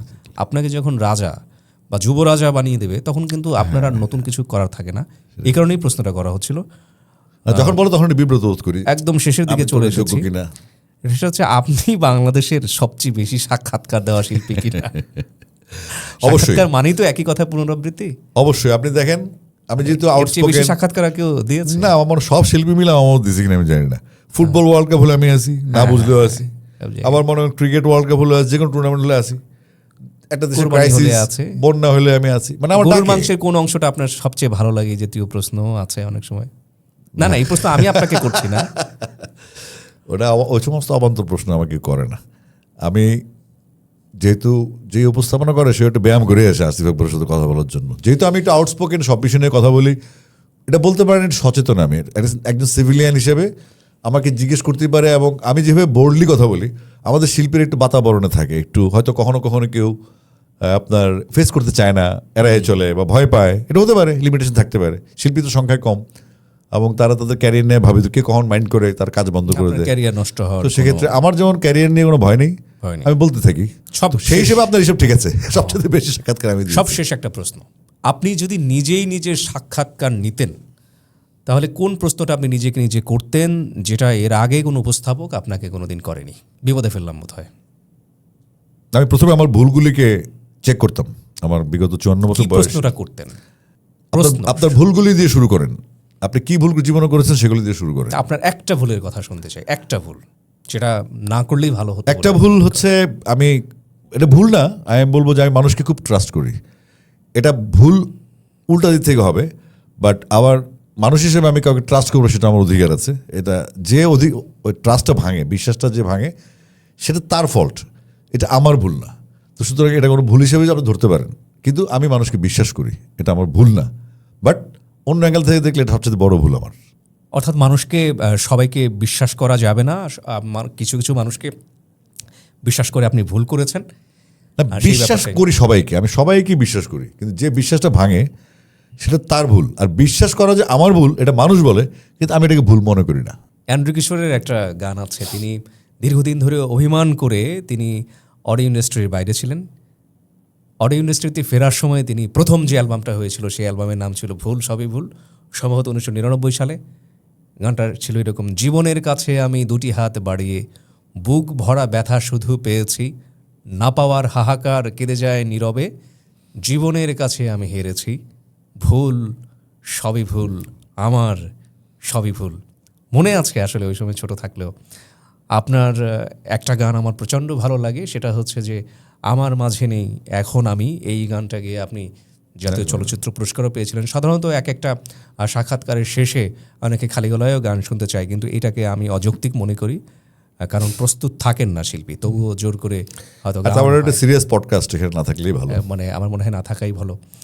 কেমন লেগেছে এতক্ষণ ধরে কথা না, বলে? খুব ভালো লাগলো। আমি প্রথমে ধন্যবাদ জানাই আপনাকে, আপনি রাজি হয়েছেন পডকাস্টটা করার জন্য।